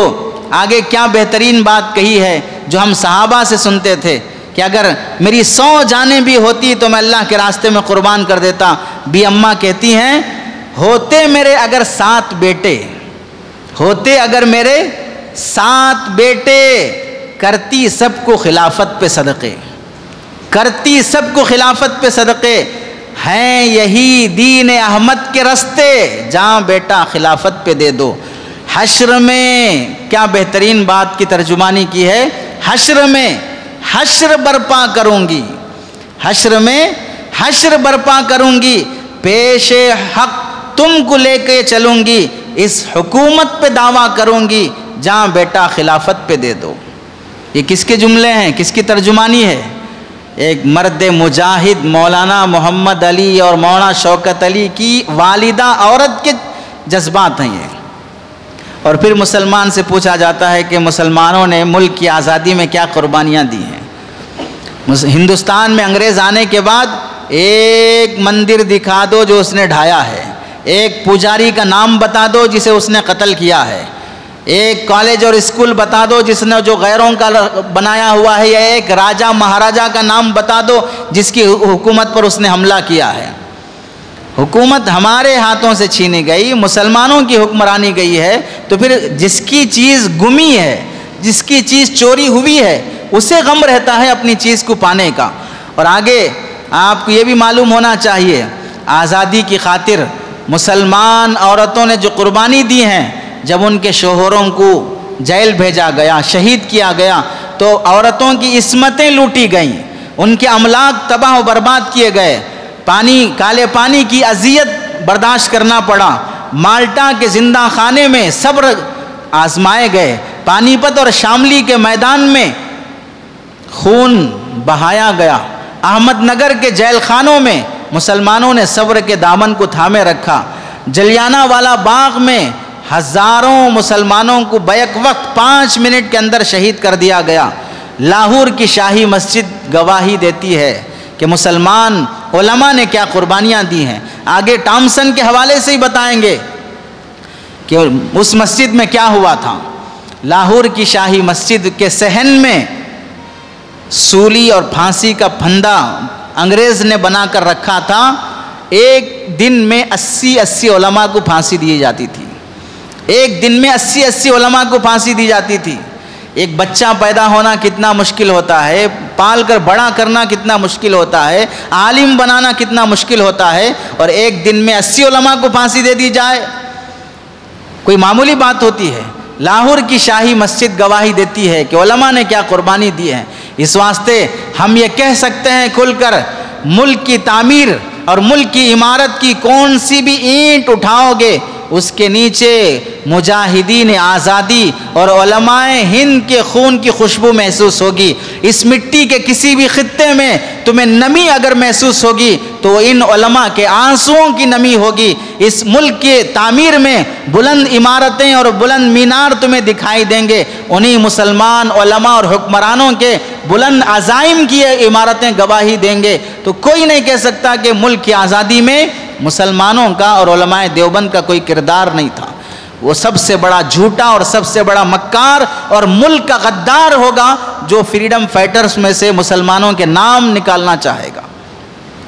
اور آپ کو یہ بھی معلوم ہونا چاہیے 1857 میں جو علماء انگریز کے نشانے آئے 51,500 علماء، 51,500 علماء امبالہ اور شاملی کے میدان میں 51,500 علماء کو شہادت نصیب ہوئی، شہید کیا گیا۔ کوئی معمولی بات ہے 51,500 اور وہ بھی علماء کو شہید کیا جائے۔ 2 لاکھ سے زائد مسلمانوں کو شہید کیا گیا۔ صرف دلی کے چاندنی چوک اور دلی کے لال قلعے اور خیبر کے آس پاس کے درختوں پر 500 علماء کو پھانسی دی گئی، 500 علماء کو۔ اور پھر آزادی کی خاطر کتنے علماء کو ننگا کر کے آگ کے حوالے کر دیا گیا۔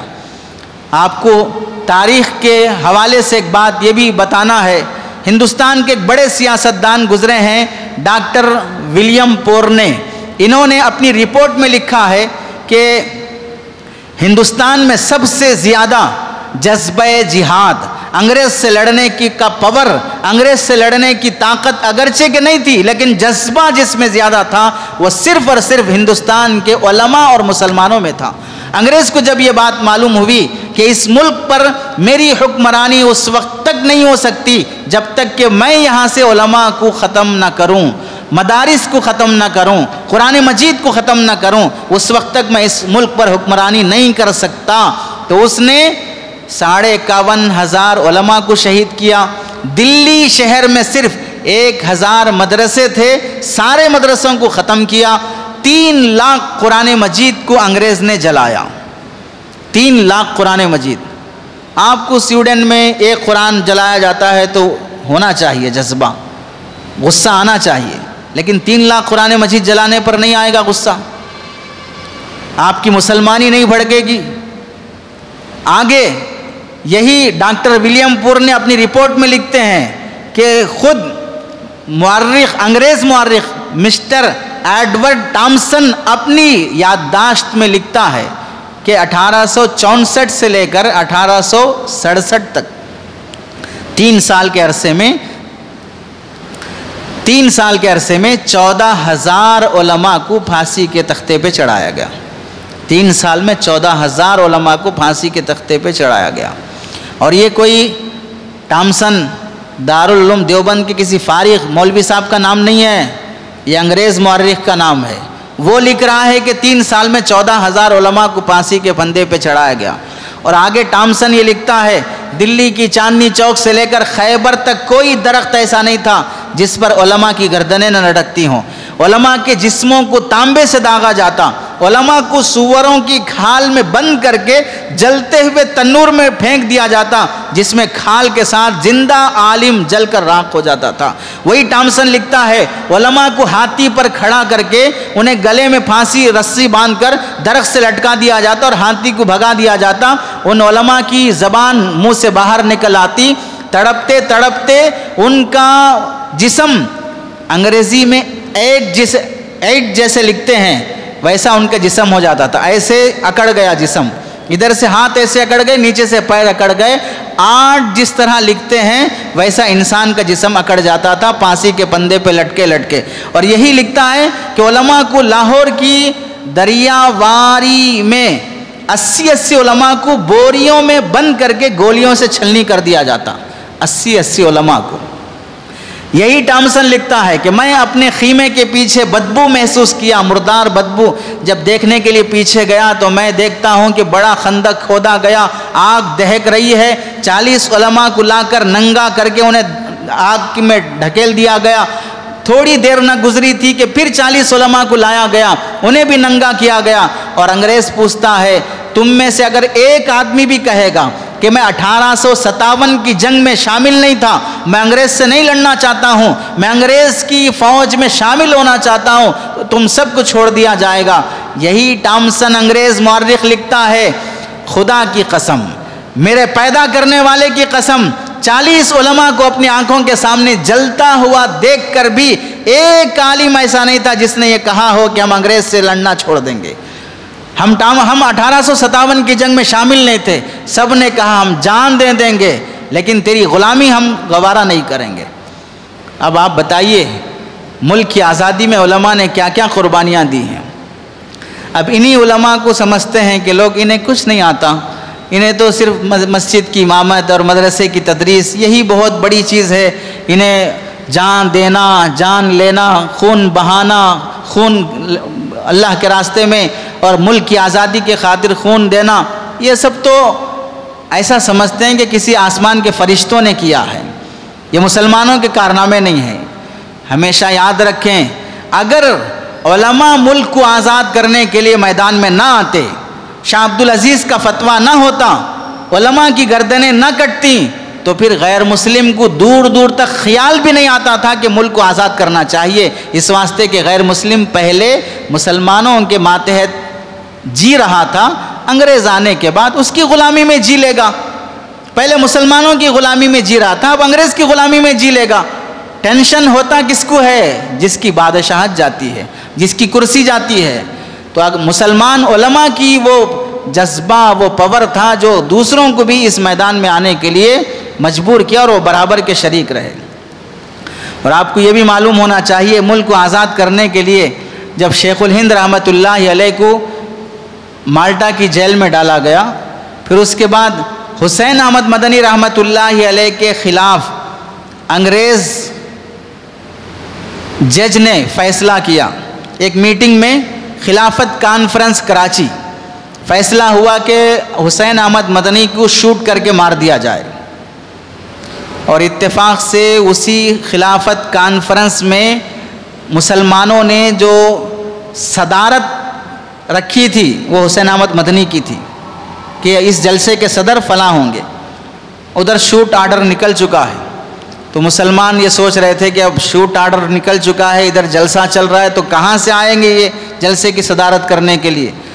تاریخ نے دیکھا، دنیا نے دیکھا، حسین احمد مدنی رحمۃ اللہ علیہ بغل میں کفن کا کپڑا لے کر صدارت کرنے کے لیے اسٹیج پر آتے ہیں، اور پھر انگریز فوج اور پولیس سے مخاطب ہو کر انگریز کو بلبل اور اس کی بندوق کی گولی کو گل کہتے ہیں پھول کو، گل کہتے ہیں پھول کو، اور انگریز کی بندوق اور انگریز کو بول رہے ہیں یہ بلبل ہے، ایک پرندے کا نام، اسے کیا بولتے ہیں؟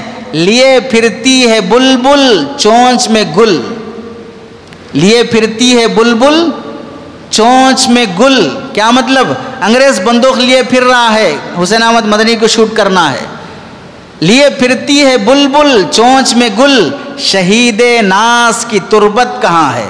یعنی وہ شہادت جس پر ہم ناز کرتے ہیں، ہم اسے یہ مارنے کے لیے پھر رہے ہیں، موت مارنے اور موت سے ڈرانے کے لیے پھر رہے ہیں۔ ارے ہم تو وہ شہید ہونے والے ہیں جس کی شہادت پہ ناز کیا جائے گا، جس کی قبر پر بھی ناز کیا جائے گا۔ تو حسین احمد مدنی فرماتے ہیں لیے پھرتی ہے بلبل چونچ میں گل، شہید ناز کی تربت کہاں ہے؟ ظاہر سی بات ہے جسے شوٹ آرڈر نکل چکا ہے وہ جلسے میں آ کر اسٹیج پہ بیٹھ کر انگریز فوجی کو ایسے ہمت کے ساتھ جب یہ شعر کہے گا تو مسلمانوں میں جوش پیدا ہو گیا اور سب نعرے تکبیر کی آوازیں بلند ہونے لگیں۔ 5-10 منٹ کے بعد حسین احمد مدنی نے کیا کہا؟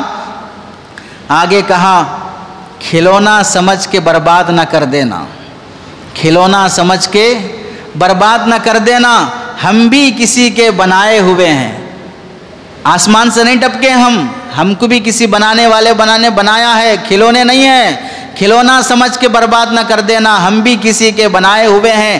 فرنگی کی فوجوں میں حرمت کے فتوے، فرنگی کہتے ہیں انگریز کو، اس کی فوج سے لڑنا، انگریز سے جنگ کرنے کا فتویٰ یہ مسلمانوں نے دیا ہے۔ تو حضرت کیا کہتے ہیں؟ فرنگی کی فوجوں میں حرمت کے فتوے، سرے دار چڑھ کر بھی ہم گائے ہوئے ہیں، تختے دار سولی پہ چڑھ کر بھی ہم یہ بولے کہ انگریز سے لڑنا ضروری ہے۔ فرنگی کی فوجوں میں حرمت کے فتوے، سرے دار چڑھ کر بھی ہم گائے ہوئے ہیں۔ وہ شجر آزادی، آزادی کا درخت وہ شجر آزادی کے خون دے کے سینچا ہے، پھل اس کے پکنے کو آئے ہوئے ہیں۔ اتنے سالوں سے جو لڑ رہے ہیں، اب وہ آزادی ملنے کو ہے، اب تم ہمیں موت سے ڈرا رہے ہو۔ یہ حسین احمد مدنی رحمۃ اللہ علیہ نے فرمایا تھا۔ اور آپ دیکھیے ملک آزاد کرنے میں مسلمانوں کو جو قربانیاں دینی پڑی ہیں، بڑی لمبی داستان ہے۔ علماء ہند کا شاندار ماضی ایک کتاب ہے مولانا محمد میاں صاحب رحمۃ اللہ علیہ کی، جو اس وقت کے حالات کو براہ راست جس نے دیکھا تھا اور ان حالات کو نقل کیا تھا کتاب میں، علماء ہند کا شاندار ماضی، اس کتاب کو پڑھنا چاہیے۔ اس میں پورے حالات نقل کیے گئے ہیں۔ آزادی کی تاریخ ایسے نہیں ہے۔ دیکھیے پہلی بات تو یہ ہے، ہم کو تاریخ کے مضمون سے دلچسپی نہیں ہے۔ ہسٹری بولے تو جیسے ہی لیکچر شروع ہوتا ہسٹری کا سو جاتے ہیں۔ غنیمت ہے آپ اتنی دیر بیٹھے، اندر سے جاگ رہے نہیں جاگ رہے نہیں معلوم۔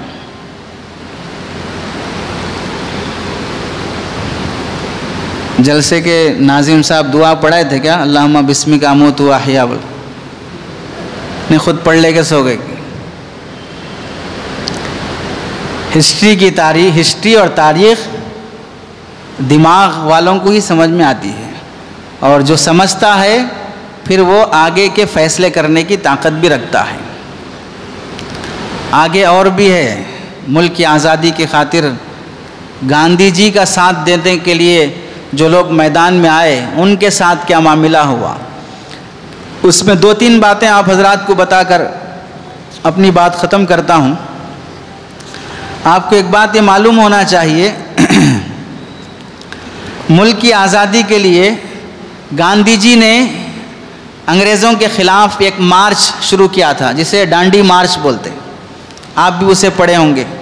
جب یہ ڈانڈی مارچ شروع کیا تھا تو اس وقت انگریزوں کا، گاندھی جی کا ساتھ دینے کے لیے جو لوگ آگے آگے چل رہے تھے، اس میں خان عبد الغفار خان، یہ بھی آگے آگے تھے۔ خان عبد الغفار خان ہزاروں پٹھان کو لے کر، فلم پٹھان نہیں، اصلی پٹھان، ہزاروں پٹھانوں کو لے کر ساتھ گاندھی جی کے چل رہے تھے۔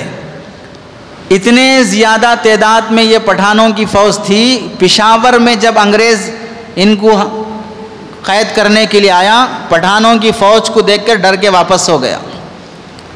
پھر دو چار دن کے بعد بڑی تعداد میں فوجیوں کو لے کر، کارتوس اور بندوق بھرے ہوئے ریوالور لے کر آیا۔ لڑنے کا کوئی مسئلہ ہی نہیں ہے، آر پار کی جنگ نہیں ہے، بندوق سے بھرے ہوئے آئے ہیں۔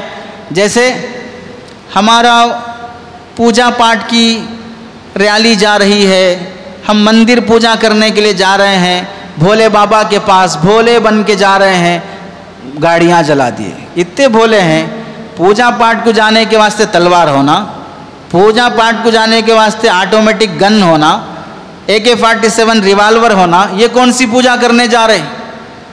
اور اتنے شریف بن کے بولتے ہیں کہ ہم پوجا پاٹ کے لیے جا رہے ہیں۔ تو وہاں پشاور میں خان بہادر خان کے ساتھ جو پٹھانوں کی فوج تھی، چاروں طرف سے ملٹری انگریز کی فوج ہے اور ریوالور بندوق گولیاں بھری ہوئی ہیں۔ ان سے کہا کہ لڑنے کے لیے تیار ہو جاؤ۔ خان بہادر خان نے کہا کہ گاندھی جی سے ہم نے وعدہ کیا ہے کہ ڈانڈی مارچ ہے، اس میں بندوق اٹھانا تو دور کے بعد ہم ہاتھ بھی نہیں اٹھائیں گے، ہم لڑنے کا ارادہ ہی نہیں رکھتے ہیں، اس مارچ کے ذریعے سے تم کو بدنام کر کے ملک سے نکالنا چاہتے ہیں۔ تو اس وقت انگریز فوج نے ریوالور سے شوٹ کرنے کے لیے جو آرڈر دینے کے لیے فیصلہ کیا، پہلی دو صف میں جو لوگ کھڑے تھے وہ 8 سے لے کر 12 سال کی عمر کے بچے تھے۔ شروع کی دو صفوں میں جو لوگ کھڑے تھے وہ کون تھے؟ 8 سال سے لے کر 12 سال کی عمر کے بچے تھے، جن کے بیچ میں خان بہادر خان کھڑے تھے۔ آپ کو اگر دیکھنا ہے تو ابھی بھی وہ ڈانڈی مارچ گوگل میں سرچ کرو، آپ کو فوٹو دکھائی دے گی، 2 صف چھوٹے بچوں کی دکھائی دے گی اور بیچ میں ایک بڑا شخص دکھائی دے گا۔ تو آپ کو کیا معلوم ہوا؟ معصوم بچے بھی ملک کو آزاد کرنے کے لیے شامل ہوئے۔ اسی موقع پر ظالم فرنگی اور انگریز نے بندوق کی گولیاں چلانا شروع کیا۔ دیکھتے دیکھتے 207 مسلمان بچے اور نوجوان وہیں شہید ہو گئے. 207 لوگ شہید ہو گئے. اور آپ کو یہ بھی معلوم ہونا چاہیے گاندھی جی کا ساتھ دیتے ہوئے ایک گاندھی جی کے محافظ جو گاندھی جی کو کھانا کھلانے کے کام پر مامور تھے، ان کا نام تھا، گاندھی جی کو کھانا کھلانے کے لیے جو مسلمان خدمت کر رہا تھا اس مسلمان کا نام تھا پٹک میاں انصاری. میاں انصاری گاندھی جی کے خادم تھے. انگریزوں نے ایک بار کھانا کھانے کے لیے گاندھی جی جب بیٹھے منہ کے قریب نوالا لے کے گئے، خادم نے ہاتھ مار کر کھانا گرا دیا. سب تعجب میں پڑ گئے، کھانا کیوں گرا دیے؟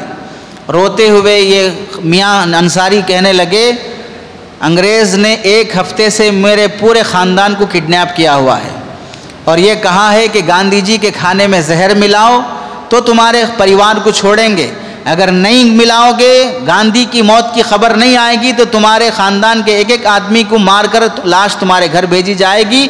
ابھی 2 گھنٹے پہلے میرے چھوٹے بچے کی لاش میرے گھر پہنچی ہے.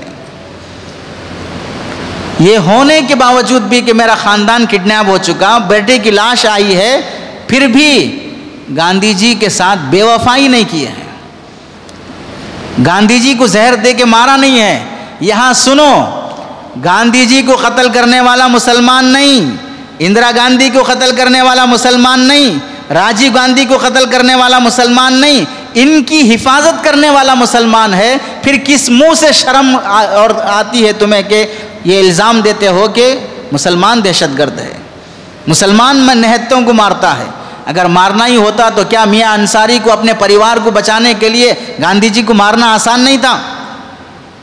تاریخ کے سامنے کیسے جھوٹے اور مکار بن جاتے ہیں سمجھ میں نہیں آتا.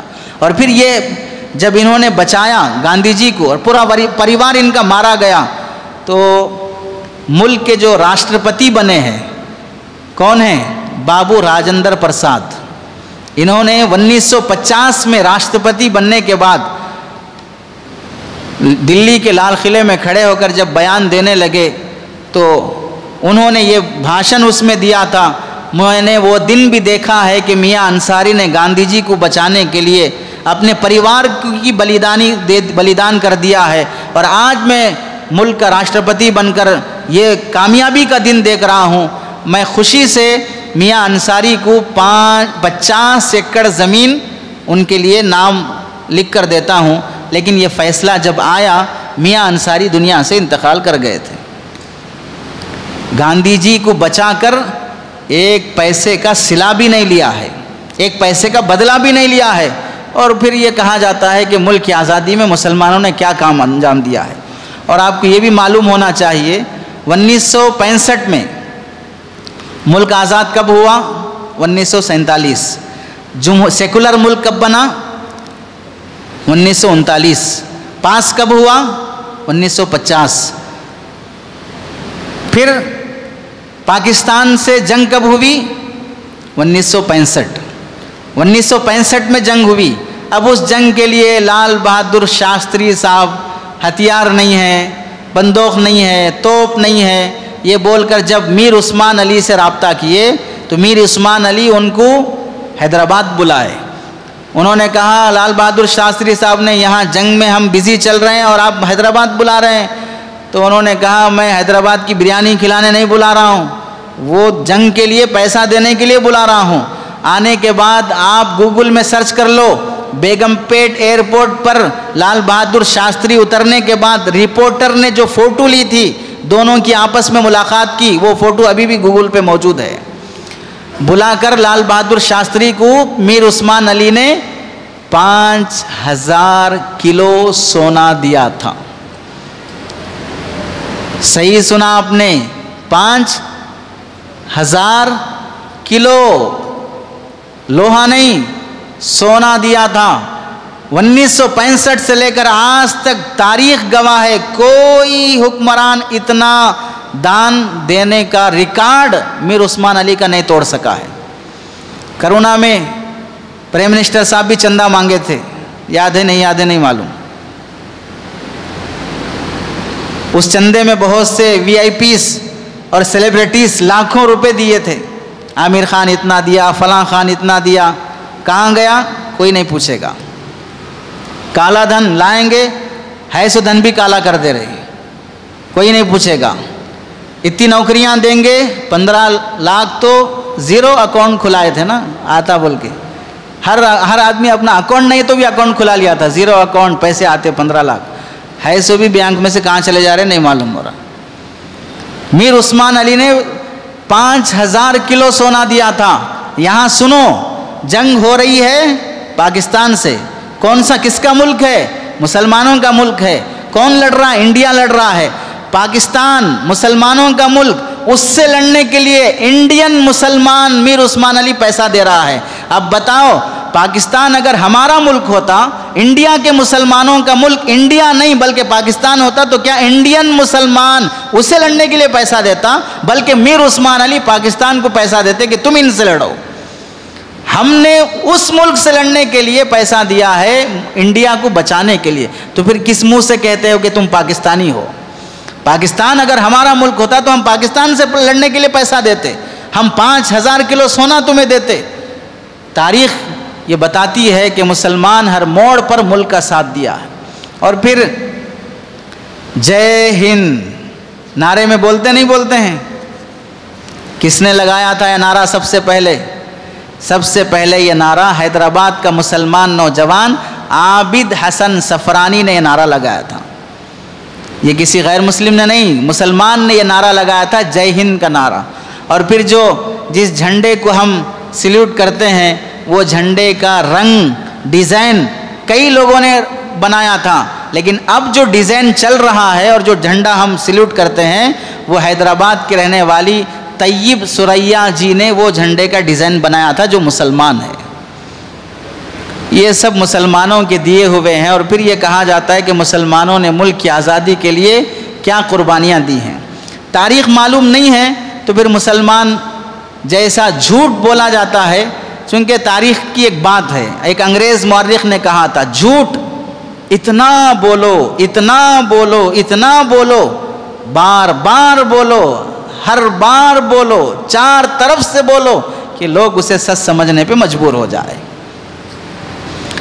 جیسے آپ سے پوچھا جائے گا کہ آپ کی نظر میں پہلے دیش ہے یا آپ کا قرآن ہے؟ پاگل ہو گئے ہو؟ یہ سوال ہم سے کیوں کر رہے ہو؟ آپ کسی سے پوچھئے کہ آپ کی نظر میں دیش سب سے پہلے ہے یا گیتا سب سے پہلے ہے؟ آپ کی نظر میں دیش سب سے پہلے ہے یا رامائن سب سے پہلے ہے؟ آپ کی نظر میں دیش سب سے پہلے ہے یا بائبل سب سے پہلے ہے؟ وہاں کیوں ارادہ نہیں ہوتا پوچھنے کا؟ ان سے پوچھنے کی وجہ کیوں تمہیں پیش آ رہی ہے؟ ایسے سوالات کرنا کہ ایسا بنا کر پیش کیا جائے کہ آپ کا ملک میں کوئی حصہ نہیں ہے. ایسے سوالات کرو. فلم میں، ہر فلم میں، بالخصوص سن 2000 کے بعد سے جتنے فلم آ رہے ہیں، ان سارے فلموں میں ولن کون ہوتے ہیں؟ مسلمان. چور بنا کر پیش کیا جاتا ہے، اسمگلر بنا کے پیش کیا جاتا ہے، ریپسٹ بنا کر پیش کیا جاتا ہے مسلمان کو، تاکہ مسلمان کو فلموں کے ذریعے سے بدنام کیا جائے. اور نیوز چینلوں میں جو بھی نیوز چینل چل رہا ہے، ان کا ISS سے تعلق ہے. اچھا، اگر منی پور میں اتنے بندوق، اتنے بم، اتنے ملک اور حکومت کے ہتھیار ہڑپ لیے گئے، دنگے ہو گئے، تو پھر وہاں کوئی بھی نہیں بولے گا کہ بھئی ISIS آ گیا تھا، قبضہ کر لیا تھا، فلاں ہو گیا تھا. وہاں بولیں گے چوری ہو گیا تھا. اگر وہی کشمیر میں ہو جاتا ہے تو بولیں گے کہ مجاہدین آ گئے تھے. منی پور میں نہیں آئے تھے، یہاں بولیں گے کہ مجاہدین آ گئے تھے. ہم تو جاننا ہی نہیں چاہتے ہیں کہ کیا ہو رہا ہے. ہم کو چونکہ ہم نوح کے رہنے والے نہیں ہیں نا، ہم ہریانہ کے نہیں ہیں، ہم پنجاب کے نہیں ہیں، ہم مظفر نگر کے نہیں ہیں، ہم منی پور کے نہیں ہیں. جو آگ وہاں لگی ہے، جو گھروں کے سائے وہاں سے اجڑے ہیں، جو معصوم بچے، بیوہ عورتیں، جن کے بسے بسائے ہوئے گھر سب بلڈوزر کے حوالے ہو کر سڑک پہ آ گئے ہیں، ان سے پوچھو گھر کی قیمت، ان سے پوچھو ایک پریوار کو بسانے کی قدر، ان سے پوچھو امن اور شانتی کیا چیز ہوتی ہے. ہم جاگنا نہیں چاہتے ہیں ان سب حالات کو دیکھ کر. اور افسوس تو یہ ہے کہ مسلمان ان حالات میں بھی مایوس، کیا ہوتا نہیں معلوم، کیا کرنا نہیں معلوم۔ مایوسی کے عالم میں جینے والا کبھی انقلاب برپا نہیں کر سکتا ہے۔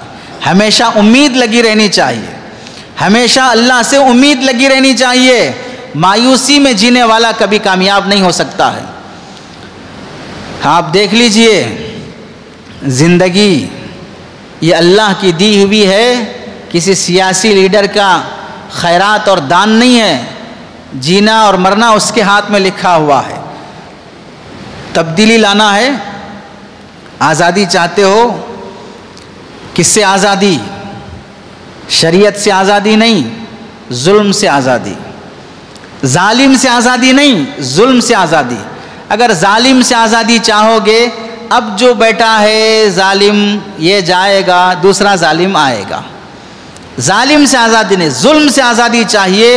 کوئی بھی آئے گا، ظلم گوارا نہیں کیا جائے گا۔ لیکن افسوس یہ ہے کہ لوگ چہروں کو دیکھ کر متاثر ہوتے ہیں کہ یہ چلا جائے تو بس صحیح ہو جائے گا، یہ چلا جائے تو بس صحیح ہو جائے گا۔ ہم یہ کہتے ہیں ابھی جو جناب بیٹھے ہیں گدی پر، یہ اگر چلے جائیں اور ان کی جگہ پر اللہ کرے کہ حضرت حسن بصری رحمت اللہ علیہ آ جائیں، جنید بغدادی آ جائیں، یو پی کے سی ایم یوگی کی جگہ پر جنید بغدادی آ جائیں، اور ملک کے پرائم منسٹر کی جگہ پر عبد القادر جیلانی آ جائیں، اور امت شاہ کی جگہ پر حسن بصری آ جائیں، پھر بھی ہم توبہ کرنے والے نہیں ہیں، پھر بھی ہم رسومات چھوڑنے والے نہیں ہیں، پھر بھی ہم رشوت، سود، شراب چھوڑنے والے نہیں ہیں۔ اگر چھوڑنا ہی ہے تو کیا یہ لوگ اب منع کر رہے ہیں چھوڑنے سے؟ یہ لوگ آڑ پڑ رہے ہیں کہ تم شراب پیو، زبردستی سے لا کے منہ میں گھساڑ کے پلا رہے ہیں شراب؟ پھر حرام سے ان مسلمان توبہ کرنا کیوں نہیں چاہتا ہے؟ حکمرانوں کی تبدیلی ہماری تبدیلی پر موقوف نہیں ہے، ہماری تبدیلی ان کی تبدیلی پر موقوف ہے۔ ہم بدلیں گے تو اللہ ان کو بدلیں گے، ان کے بدلنے سے ہم بدلیں گے، ایسا نہیں ہے۔ ہمیشہ یہ رواج اللہ کی سنت رہی ہے، پبلک بدلتی ہے، متقی بنتی ہے، رجوع اللہ ان کا ہوتا ہے، تو پھر اللہ تعالیٰ مسلمان حکمرانوں کو بھی بدلتے ہیں۔ آخر میں ایک بہت بڑے مشہور شاعر گزرے ہیں جن کا حال میں انتقال ہوا، راحت اندوری، ان کے اشعار بہت مشہور ہوئے ہیں، وہ سن لیجئے، اسے سمجھ لیجئے، آپ کو ہمت آئے گی، اس پر ختم کر دیں گے۔ وہ کہتے ہیں کہ اگر خلاف ہیں ہونے دو، جان تھوڑی ہے۔ مطلب بیگم خلاف میں ہو گئی، میری گرل فرینڈ خلاف میں ہو گئی، تو پھر چلو بھائی منانا پڑتا ہے، اسے مسکا لگانا پڑتا ہے۔ یہ جو خلاف میں ہو رہے ہیں یہ ہماری جان نہیں ہے۔ اگر خلاف ہیں ہونے دو، جان تھوڑی ہے، یہ سب دھواں ہے، کوئی آسمان تھوڑی ہے۔ یہ جو دہشت، خوف جو پیدا کیا جا رہا ہے، یہ سب دھواں ہے، کوئی آسمان تھوڑی ہے۔ لگے گی آگ تو آئیں گے گھر کئی زد میں، لگے گی آگ تو آئیں گے گھر کئی زد میں، ابھی نہیں دکھائی دے گا۔ یہ نفرت کی جو لاوا پھوٹ رہا ہے، یہ جب پھوٹے گا تو پھر آپس میں ہی دشمنیاں ہوں گی، آپس میں ایک دوسرے کو ماریں گے۔ اور یہ آپ کو سمجھ جانا چاہیے، جو اٹل بہاری صاحب کے ساتھ ہوا ہے، جو بابری مسجد میں مین رول رکھتے تھے، اب کہاں ہیں وہ؟ تاریخ اور ہسٹری آپ جانتے ہیں، تو جو حال ایک دوسرے کا ہی، بلکہ خود کبھی کبھار آپ نے بھی سنا ہوگا، مجھے مسلمانوں سے خوف نہیں ہے، مجھے میرے لوگوں سے ڈر لگ رہا ہے۔ ایسی آوازیں آپ نے اگر سنی ہو تو نیوز میں سنی ہوں گی، جو بہت برملا کاٹنے مارنے کی باتیں کرتے تھے۔ تو لگے گی آگ تو آئیں گے کئی گھر زد میں، یہاں پہ صرف ہمارا مکان تھوڑی ہے، ہمارا گھر تھوڑی ہے جلنے کے واسطے، ان کا بھی ہے، یہاں پہ صرف ہمارا مکان تھوڑی ہے۔ میں جانتا ہوں کہ دشمن بھی کم نہیں، لیکن میں جانتا ہوں دشمن بھی کم نہیں، لیکن ہماری طرح ہتھیلی پہ جان تھوڑی ہے۔ دشمن زیادہ ہے لیکن ہتھیلی میں جان لے کے آنے کا جذبہ وہ کس میں ہے، دیکھ لیجئے۔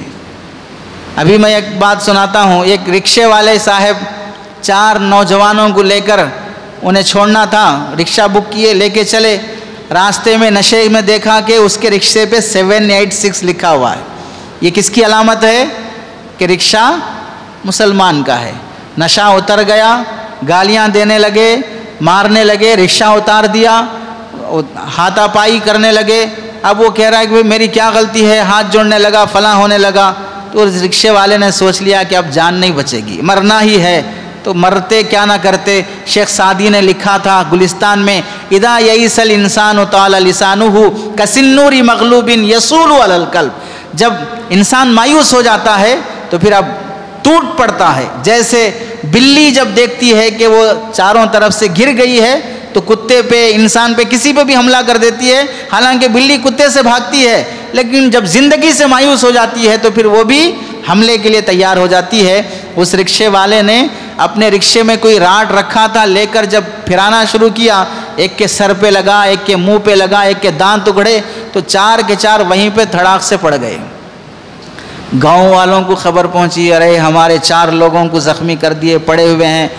لے کے بڑے جوش سے آئے, 4 لاشیں دیکھ کر, ہاتھ میں راڈ لے کر کسی فلم کے ہیرو کی طرح کھڑا ہے رکشے والا, تو کسی کی ہمت نہیں ہوئی سامنے آنے کی, سب کے سب واپس نکل لیے. کیا معلوم ہوا؟ موب لنچنگ میں زندگی کی بھیک مانگ کے مرنے والے کبھی اپنی ہمت بھی دکھا.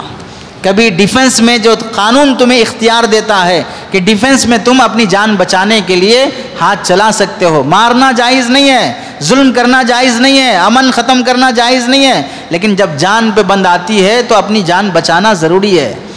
تو اپنی جان بچانے کے لیے آدمی تیار رہنا چاہیے. تو اس لیے کہتے ہیں, میں جانتا ہوں کہ دشمن بھی کم نہیں, لیکن ہماری طرح ہتھیلی پہ جان تھوڑی ہے. ہمارے منہ سے جو نکلے وہی صداقت ہے. ہمارے منہ سے جو نکلے وہی صداقت ہے. ہمارے منہ میں تمہاری زبان تھوڑی ہے. ہمارے منہ میں تمہاری زبان تھوڑی ہے. جو آج صاحب مسند ہیں, جو آج صاحب مسند ہیں, کل نہیں ہوں گے. جو آج صاحب مسند ہیں, کل نہیں ہوں گے. کرایہ دار ہیں, ذاتی مکان تھوڑی ہے.